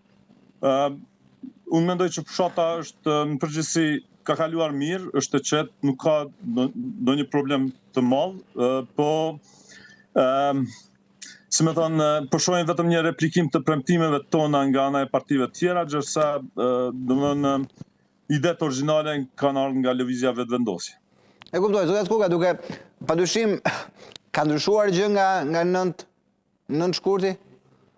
Sepse të njëjta pra, pse këto premtime që po i bën vetëvendosje tash nuk i ka bërë në 9 shkurt? Ose pse nëse i ka bërë, për që në korrekt me ju, nuk e kam lexuar me vëmendje programin, kështu që prandaj po them, nëse nuk i ka bërë, pse çfarë ka ndryshuar këto 10 muaj që po i bën tash?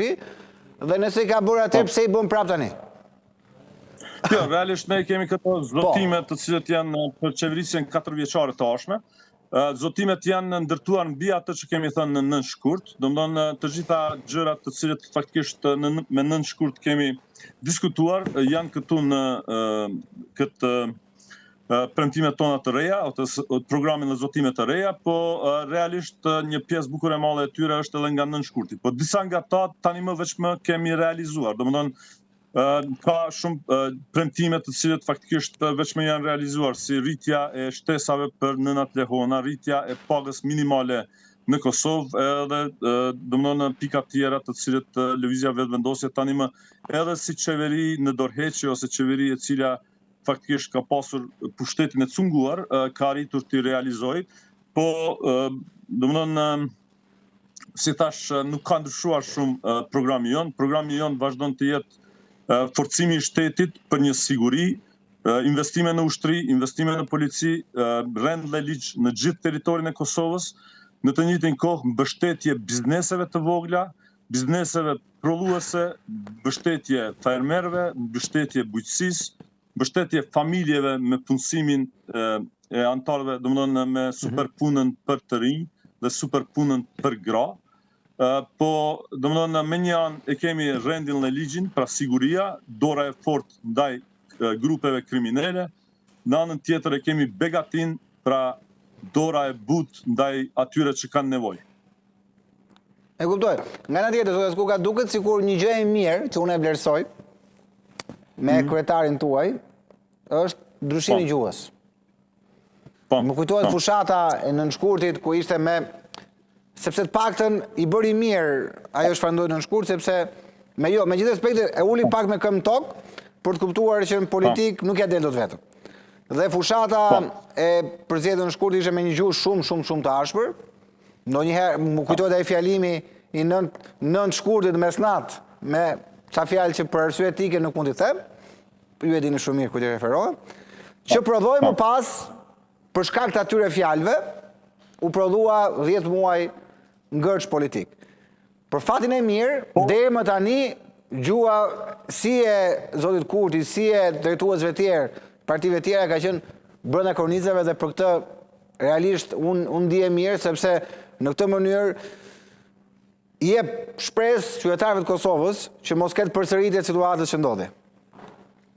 Po, realisht duhet të reflektojmë pak kështu në atë proces edhe zoti Kurti ka qenë, ose kryeministri Kurti ka qenë i atakuar me gjuhë dhe me realisht edhe me shumë lajme të rreme kështu të cilët nuk kanë qenë të vërteta, por domethënë duhet të shikohet ai fjalim edhe në kontekstin e fjalimeve të opozitës si një përgjigje ndaj atyre akuzave edhe kështu. Por realisht ne mas nënshkurtit kemi ofruar domethënë mundësi për bashkëqeverisje të gjitha partive, po faktikisht LDK-s 2 herë dhe partive më të vogla. Po problemi në Kosovë është që shumicën e kohës liderët e partive tjera nuk mund të vendosin vetë, por për ata vendos dikush tjetër.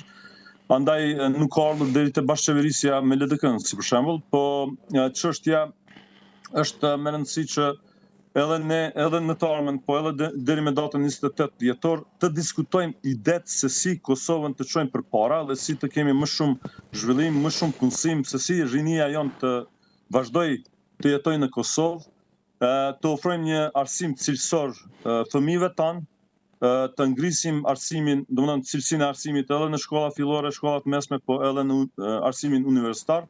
Dhe kjo duhet të jetë debati kryesor.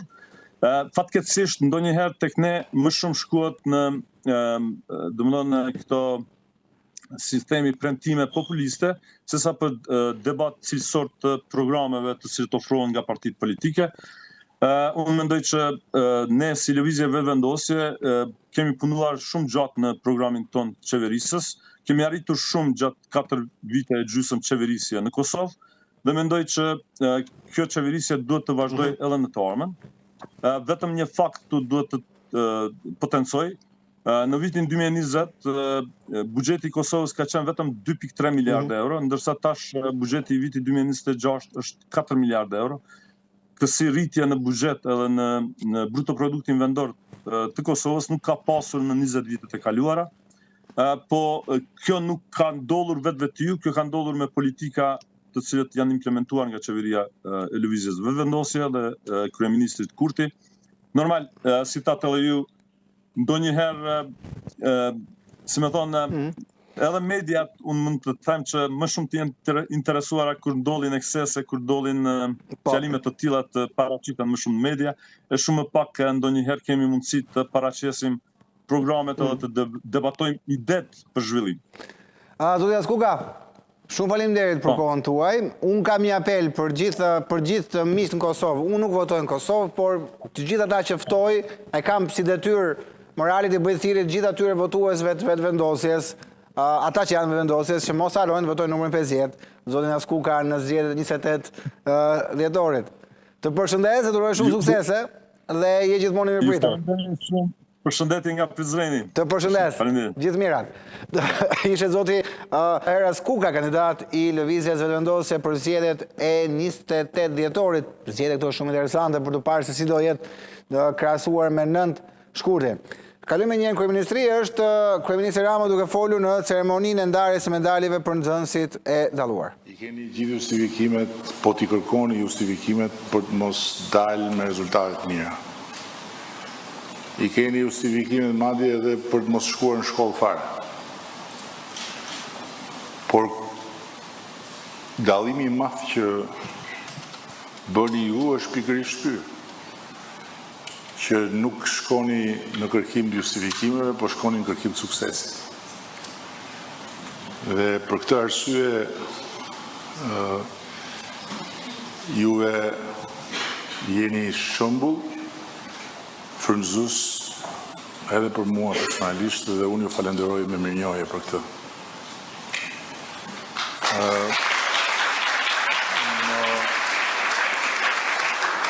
Më thanë që këtu ka një djalë që vjen nga Pogradeci dhe është vllai binjak i një djali tjetër që nuk e merr medaljen e artë njësoj si ky i pari, sepse ka marrë vetëm një 9. Është një 9 që faktikisht bën që në atë shtëpi ku janë 2 vëllezër binjak ekselent, sot të shkoj vetëm një medalje. Nuk dua t'i them djalit që do marri medaljen asgjë, po dua t'i them atij që nuk do ta marri medaljen, që ajo 9-ta nuk e bën as pak që të ndihet i dyti mas të vllajt. Dhe unë qofsha i gabuar, po unë kam bindjen që ajo 9-ta do ta ndihmoj që në pjesën tjetër të rrugës ta kaloj vllajin.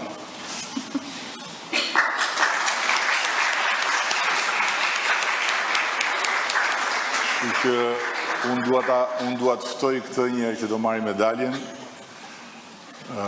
të vi këtu, ku është? Ja, ku është? Po vllajin ku e ke? E len shtëpia, hajde.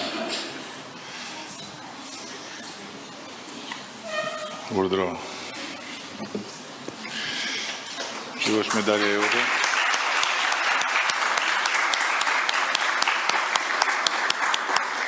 Kjo është edhe certifikata që provon që medalja është origjinale dhe nuk është falso. Merë edhe këtë. Faleminderit. Përshëndetje të gjithëve, unë jam Marin Kyçyku, vi nga qyteti Pogradecit. Besoj se të gjithë e dim që jemi një fryt i një periudhe 3 vjeçare tepër të shkurtër të zhvillimit tonë, dhe shumë arsye dhe faktorë kanë ndikuar në këtë zhvillim, dhe unë do doja të përmendja disa prej tyre dhe besoj se ato rezonojnë dhe me ju. Një arsye kryesore kanë qenë mbështetësit e mi, të cilët dua të falenderoj, mësuesit, nxënësit, shkollën, dua të falenderoj familjarët, prindrit dhe sidomos vëllain tim binjak, i cili ka qenë gjithnjë aty për mua.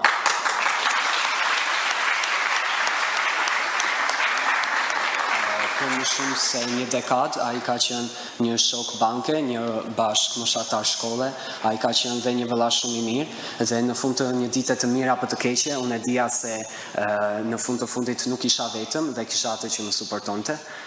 Prandaj të falenderoj shumë, dhe dua të them se ndonse mund të mos kesh marrë të njëjtën arritje me mua, unë e di se pasioni është gjëja më e rëndësishme në këtë botë dhe dua që t'i uroj dhe motërës time që bëhet maturante këtë vit të kuptoj se pasioni do ta çoj përpara dhe se në këtë botë çdo gjë që ne do të ndërtojmë do të bëhet më e bukur nëse e bëjmë me zemër.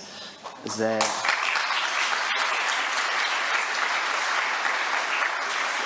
e di që vëlla im do të dalë shumë mirë për shkak se ai e ka këtë pasion. Faleminderit.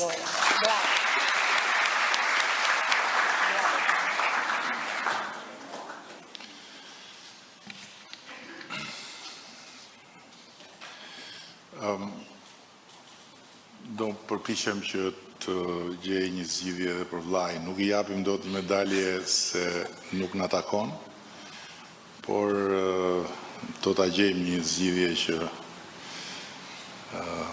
edhe ai të mos mjaftohet edhe me fjalët e tua, po ta ketë një shenjë për ta lënë në shtëpi për prindrit edhe për ata që do vinë nesër. Ju tani jeni akoma në një fazë që nuk e mendoni që nesër do keni fëmijë dhe do keni histori për t'i treguar fëmijëve, po s'ka problem se këtë e mendoj unë, kështu që do ta gjejmë një zgjidhje. Ndërkohë dua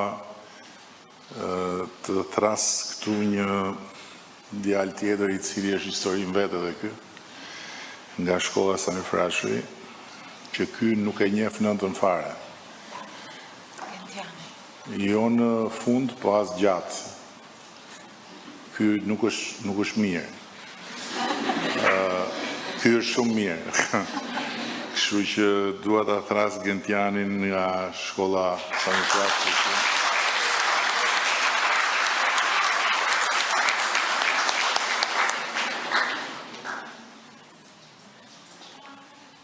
medaljen dhe ta japim në fillim certifikatën mbasi të klasësh që të kuptojmë se duhet ta japim apo jo. Hajde.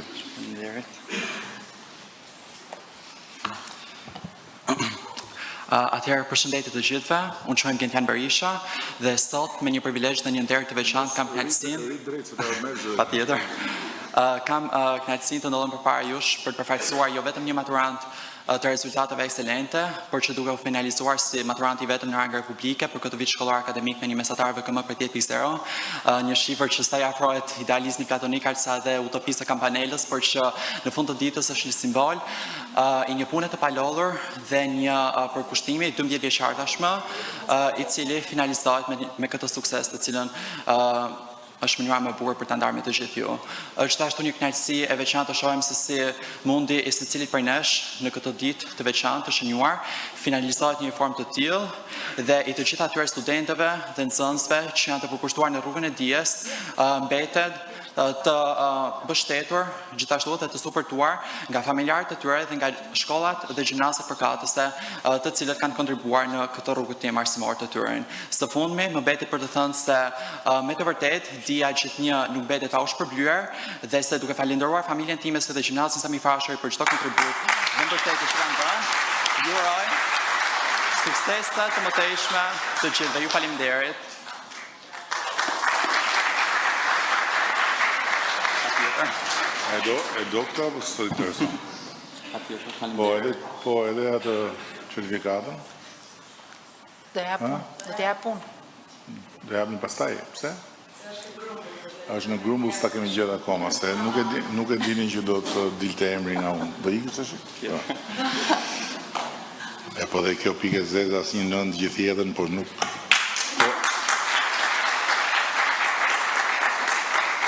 Po njeri u e merë një nëndë edhe për shie, po për të aprovujer si ndjesh.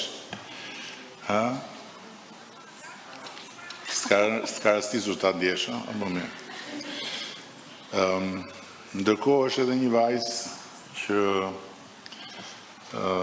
vjen nga Shkodra, nga gjimnazi legjendar 28 nëntori i Shkodrës, të cilës ja ka prishur vjedhën absolute një 9.93, që është më afër 10-ës, më larg 9-ës, por që prapë s'është 10 tamam. Kështu që unë do doja ta ftoja këtu Klaudia Shlakun për t'ia dhënë medaljen.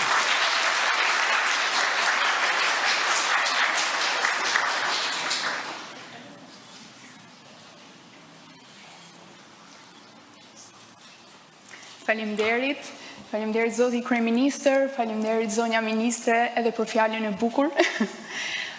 Jam shumë emocionuar dhe do ta bëj pak impromptu, do ta improvizoj pak edhe fjalimin.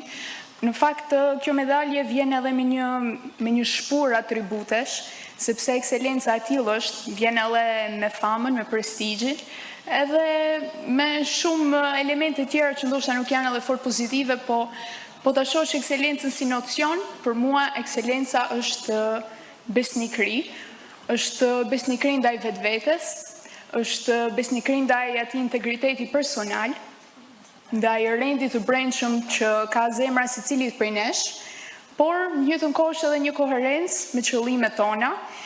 Kjo medalje për mua është një ndërmjetëse, ndërmjet personit që unë jam sot dhe personit që duhet jem në të ardhmen, dhe motivohem shumë kur shoh që nuk jam e vetme në këtë aspirat time.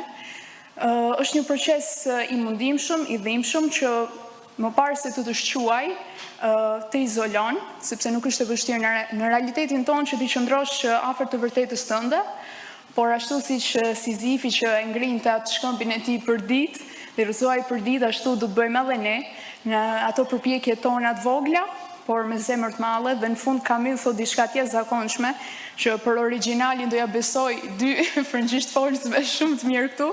Ai thoshte që ne duhet ta imagjinojmë Sizifin e lumtur dhe më besoni që jam shumë e lumtur, ju falenderoj. Bravo.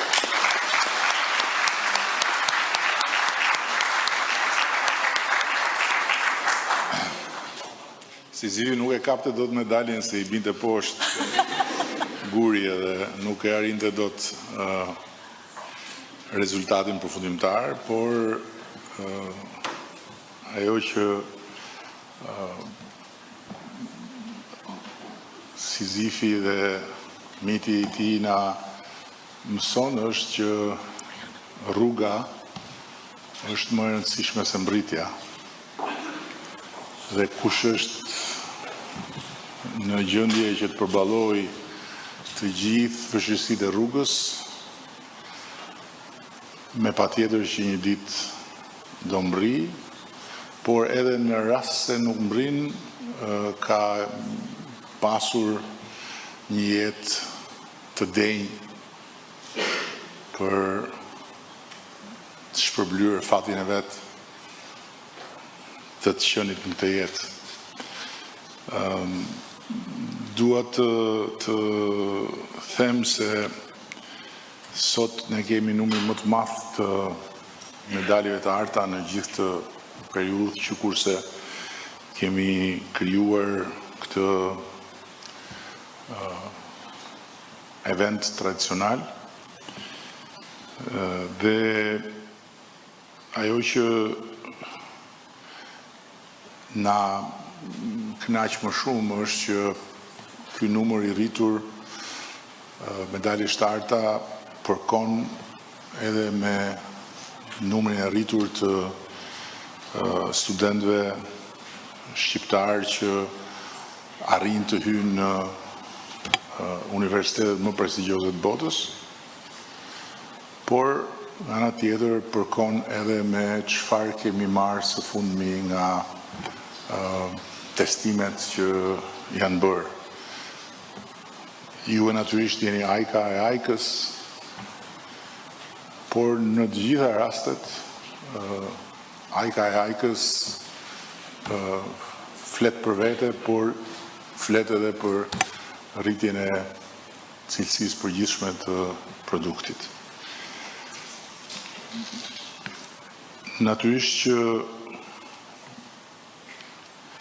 medalja juaj është rezultat i përpjekjes suaj personale, një përpjekje që është e përditshme edhe që është e vështirë, e tha përpara meje vajza që në mjedisin e ditëve të zakonshme dhe e njerëzve të zakonshëm, se ju nuk jeni njerëz të zakonshëm,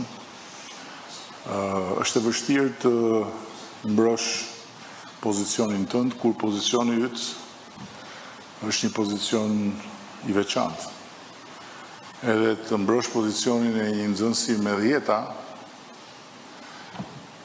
që do të thotë e një të riu apo një vajzë të re që zgjedh të studiojë dhe ti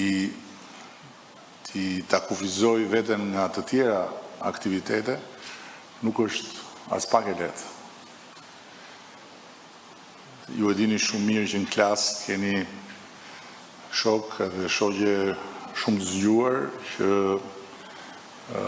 nuk janë sistematike dhe nuk janë disiplinuar si ju, por që gojen e kanë shpatë, edhe me siguri shpata e tyre ja u ka prekur edhe juve her pas here qafën, duke përqeshur me dashamirësi ose edhe pa dashamirësi dhjetat tuaja, por juve nuk keni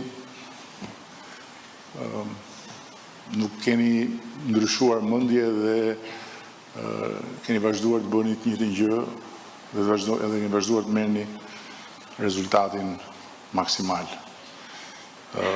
Por për te personale kjo diskutohet që është edhe një arritje që ku prindrit kanë rolin e tyre. E kanë rolin e tyre qoftë kur kujdesen maksimalisht për mësimet, qoftë kur kujdesen maksimalisht që juve të mos ju mungonin gjërat kryesore dhe për këtë nuk kanë kohë të merren me mësimet tuaja, se duhet merren me 2 palë punë, po themi. po e kanë meritën e tyre edhe kur për shkaqe që i dini vetëm ju dhe i di familja juaj, nuk janë gjendje t'ju japin shumë çka nga gjërat që bashkëpunëtarët tuaj i kanë.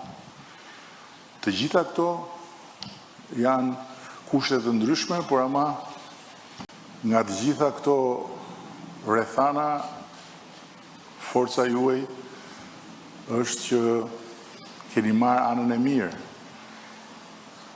Keni marrë anën që ju çon tek suksesi, sepse një prind shumë i përkushtuar mund të bëhet shkak që fëmia thotë jo, nuk dua më se u çmenda. Apo jo. Dhe në këtë përpjekje, merita më e madhe pastaj është që me siguri juve keni arritur edhe të dominoni mbi rrjetet sociale dhe mbi tundimin e asaj pasqyrës telefonit. Jam i sigurt që shumë prej jush mos gjithë keni një telefon, por nuk ju çon telefoni juve ku do vet, po e çon ju telefonin ku doni vet. Dhe kjo prap është forcë e madhe në këtë kohë. Dhe e fundit është sigurisht roli i atyre mësuesve që kanë qenë vendimtar për ju. Mund të jetë 1, mund të jenë 2, mund të jenë disa. Janë dhe ata pjesë e këtij rezultati dhe e këtij suksesi. Unë uroj që juve të gjitha këto t'i mbani parasysh, jo sot, se sot i keni parasysh, për t'i mbani parasysh edhe më vonë. Edhe të jeni të vetëdijshëm se në fund të ditës asgjë nga ato që arrim nuk do të arrijej nëse nuk do të ishin disa njerëz tjerë më afër ose më larg që na e bëjnë këtë të mundur. Tani vazhdon pjesa tjetër. Edhe nuk bëhet më lehtë gjëja, bëhet më vështirë sa për informacion. Bëhet më vështirë, por në fund të ditës asgjë nuk është e vështirë nëse ëndra që ti shef në sy hapur e ka forcën që të tërheqi pas saj. Dhe në maj nuk arrin të gjithë, në maj arrin ata që arrin të mos dorëzohen gjatë gjithë vështirësive që ka rruga drejt majës. Dhe normalisht nuk dorëzohet kush është gati të paguajë çmim për ëndrrën që ka. Ëndra shohim gjithë, po ata që i realizojnë janë ata që janë gati të paguajnë çmimin. Dhe ëndra sa më e madhe, aq më të lartë e ka çmimin. Çmimin e sakrificës, çmimin e shpenzimit të energjisë, çmimin e luftës me veten edhe me tjerët, kur tjerët bëhen pengesë. Shumë faleminderit për atë që jeni. Okej, kjo është ceremonia e ndarjes së medaljeve të arta për nxënësit ekselent dhe fjala e kryeministit Rama. Shkojmë ndërprerje publicitare dhe rikthehemi sërish. Ministrja për Europën dhe Punët e Jashtme Elisa Spiropali zhvilloi një bisedë në Çajir mbi rolin e përfaqësimit politik shqiptar në zhvillimin e qëndrueshëm, bashkëpunimin ndërinstitucional dhe avancimin e agjendës europiane. Në Çajir Spiropali pati një bisedë me kryetarin e komunës dhe kryetarin e lëvizjes demokratike Zet Mexhiti, më herët ministrja Pazakim me Musa Xhaferin, kryetarin e Komisionit për Politikë të Jashtme në Kuventin e Maqedonisë Veriut dhe Arbana Pashollin, nën kryetare e BDI-s, për rolin e shqiptarëve në forcimin e progresit demokratik. Dhe për të folur për këto zhvillime, por edhe për zhvillimet në Kosovë, kam kënaqësi të kem profesor Arsim Sinani. Profesor, kënaqësi të kem të bisedë. Faleminderit që u bashkuat. Përshëndetje. Profesor, një koment për vizitën e ministres Spiropali në Maqedoninë Veriut. Si e pat tërësinë e kësaj vizite? Po, shihni vizitat e shtetit shqiptar shikohen si të rëndësishme për shkak se edhe nëse nuk duan të bëjnë vizita, kanë obligim që del nga kushtetuta e Republikës Shqipërisë. Janë vizita të mira të cilët forcojnë bashkëpunimin ndërinstitucional, por ajo që vërehet është mbajtja e anës nga institucionet e Republikës Shqipërisë për partitë të caktuara politike, dhe kjo mua nuk më pëlqen, të jemi sinqert, për shkak se ne duhet të respektojmë verdiktin e popullit dhe duhet të respektojmë institucionet. Mendoj se këtu do të duhet shteti shqiptar të ketë kujdes, për shkak se shqiptarët e Maqedonisë janë shumë të ndihshëm dhe shqiptarët e Maqedonisë në raportet brenda shqiptare kanë nevojë për një përkushtim më të madh, për një përkushtim më serioz dhe për projekte konkrete për shqiptarët aty. Ne fatkeqësisht do të duhet të shihnim ndonjë projekt konkret dhe nuk e diu në valixhen diplomatike çfarë zonja Spiropali ka sjell, çfarë është bisedu pas kuintave, por roli i shtetit shqiptar do duhet të ishte rol unifikues i politikave të shqiptarëve që të ndikojnë në mënyrën se si do të trajtohen shqiptarët e Maqedonisë në institucione, se si do duhet të bashkëpunojnë njëra me tjetrën dhe si të themi do duhet që të kihet kujdes në drejtimin e mos dhënies përparësie një partie të caktuar politike, por të jetë, si të themi, asnjanse dhe të jetë parafruese, gjë që ne nuk po e shohim dhe që fatkeqësisht Shqipëria do duhet të investojë në këtë drejtim, për shkak se figurat e kontaminuara politike në 30 vjeçarin e politikës nuk u bën mirë shqiptarëve të Maqedonisë dhe unë po ngrej një çështje në publik, janë më të rëndësishëm politikanët, apo janë të rëndësishëm interesat geostrategjike të shqiptarëve në Ballkan, dhe këtu shqiptarët e Maqedonisë kanë dhënë një kontribut të jashtëzakonshëm si në ndërtimin e shtetit shqiptar, po ashtu edhe në ndërtimin e shtetit të Kosovës, dhe nuk e kanë marrë atë vëmendjen e duhur, atë që do duhej ta bënte shteti shqiptar. Unë unë njihem me zonjën Spiropali, e respektoj jashtëzakonisht shumë, por për te politikës nuk pash një fotografi me një personalitet nga jeta akademike apo nga jeta shoqërore.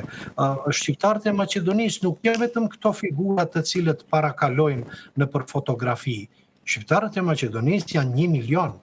Dhe duhet të kemi kujdes se niveli i shqiptarët të Maqedonisë nuk është vetëm te kjo klasë politike, qoftë në pozitë apo opozitë, po ka institucione të tjera, ka institucione shkencore, arsimore, të tjera, dhe Shqipëria do të duhet këtë mesazh ta jep, dhe nuk do të duhet, si me thanë, të ndaj drejtësi.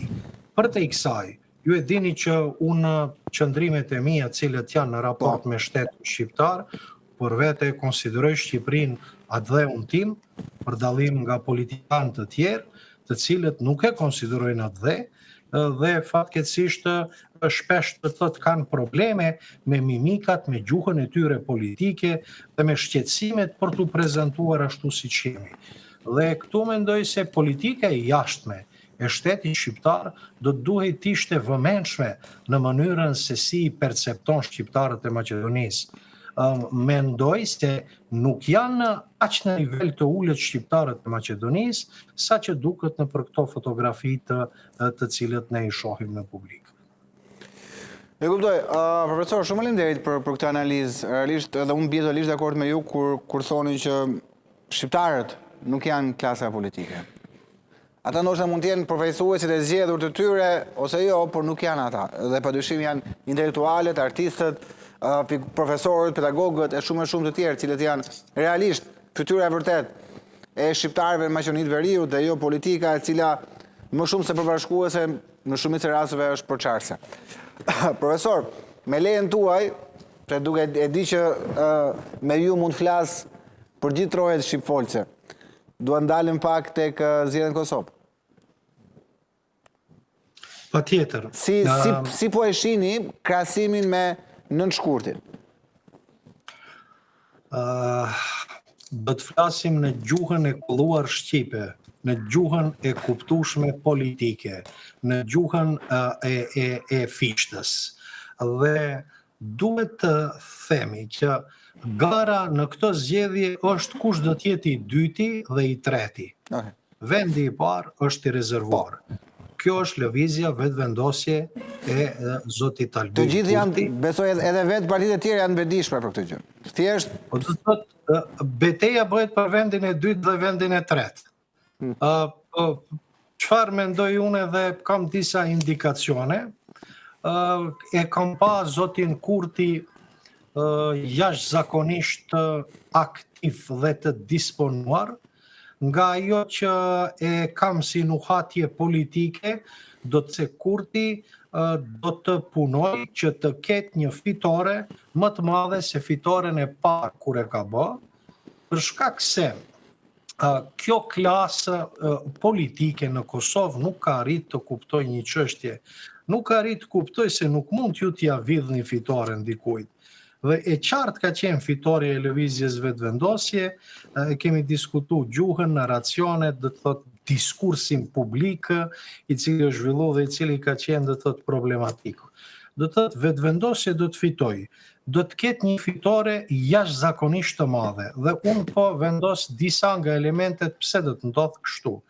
E para, votuesi i vetëvendosjes është votues i disiplinuar, është votues i cili voton dhe nuk tërhiqet edhe kur mund të ketë probleme partia, kur mund të ketë dëshprime. Është, do të thotë, një votues i rregullt, një votues sistematik.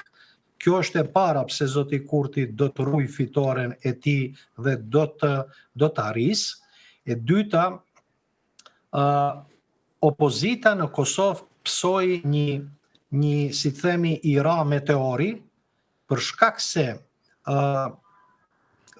ligji që hyri në fuqi i Shteteve të Bashkuara për autorizimin e mbrojtjes kombëtare përbën një zhvillim me peshë të veçantë politike dhe strategjike për Kosovën dhe për arkitekturën e sigurisë në Ballkan. Dhe ky ligj federal i dekretuar nga presidenti Trump i rrëzoi të gjitha argumentet e opozitës se zoti Kurti është anti-amerikan, se është i padëgjueshëm, dhe futja e Kosovës në këtë raport, në këtë mbrojtje, do të thotë në 40 vitet e fundit, ky është lajmi më i mirë pas pavarësisë. Dhe ky është një lloj kontinuiteti nga presidenti Clinton, apo te Bushi i vjetër, presidenti Clinton, Bushi i ri, do të thotë Obama, deri do të thotë te presidenti Trump, i cili e çimentoi në strategjinë afatgjatë e Kosovën si një shtet të cilin do të thotë e ka në vëmendje. Dhe kjo opozitës do të thotë do t'i krijojë një problem të madh për shkak se zoti Kurti do ta shfrytëzoj këtë për shkak se është një sukses. E katërta, sankcionet e BE-s u hoqën dhe në janar Kosova s'do të ketë sanksione. E pesta, fitoria në veri të Mitrovicës, kthimi i sovranitetit që kemi folë ne me vite bashkë, thimi Samargji, janë të gjitha argumente. Dhe e fundit, qershia mbitor, një numër jashtëzakonisht i madh i njerëzve nga diaspora kanë ardhur që Kosovës do të thotë t'i japin një qeverisje të fortë.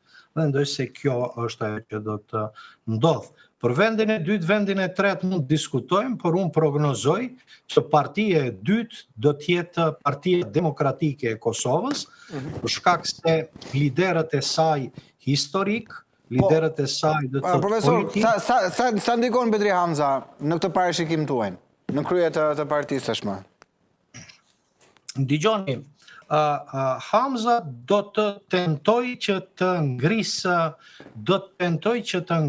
do të numrin e votave për shumë arsye, dhe mendoj se kjo do të ndodhë edhe për një arsye tjetër, për shkak se këta do të arrijnë, do të thotë, do të arrin, do të thotë që të ruajnë këtë diskurs politik për shkak se liderët i kanë në Hagë, kanë argumentim, do të thotë se kanë qenë të mirë në qeverisje, kanë ndërtuar kështu me radhë, që mendoj se Abdigjiku për te figurës së bukur i mungon, si të themi, i mungon motivi për të shku tutje dhe këtu janë, si të themi, me Partinë Demokratike të Kosovës, po Bedri Hamza është një personalitet i dëshmuar në jetën politike, ka qeverisur në Mitrovicë, është njëri që me financat punon mirë, dhe them që ky do të jetë treshje e partive,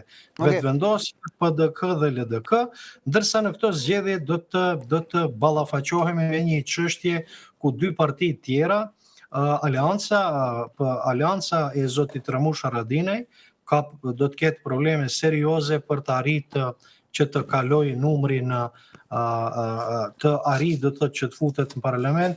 Kjo fatkeqësisht mund të ndodhë edhe zotit Limaj.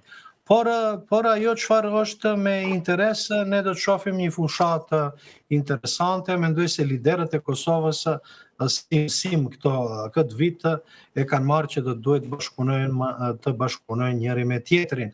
Kosova do duhet të ish para do të thotë para interesave partijake, para interesave të ngushta politike. Profesor, dhe një pyetje e fundit, në skenarin që vetëvendosja nuk e kap dot shumicën e vetme, me kë e shihni më natyral një koalicion të mundshëm vetëvendosjes? Unë mendoj se vetëvendosja do t'i ketë numrat për të kryer një qeveri. Po marr skenarin tjetër.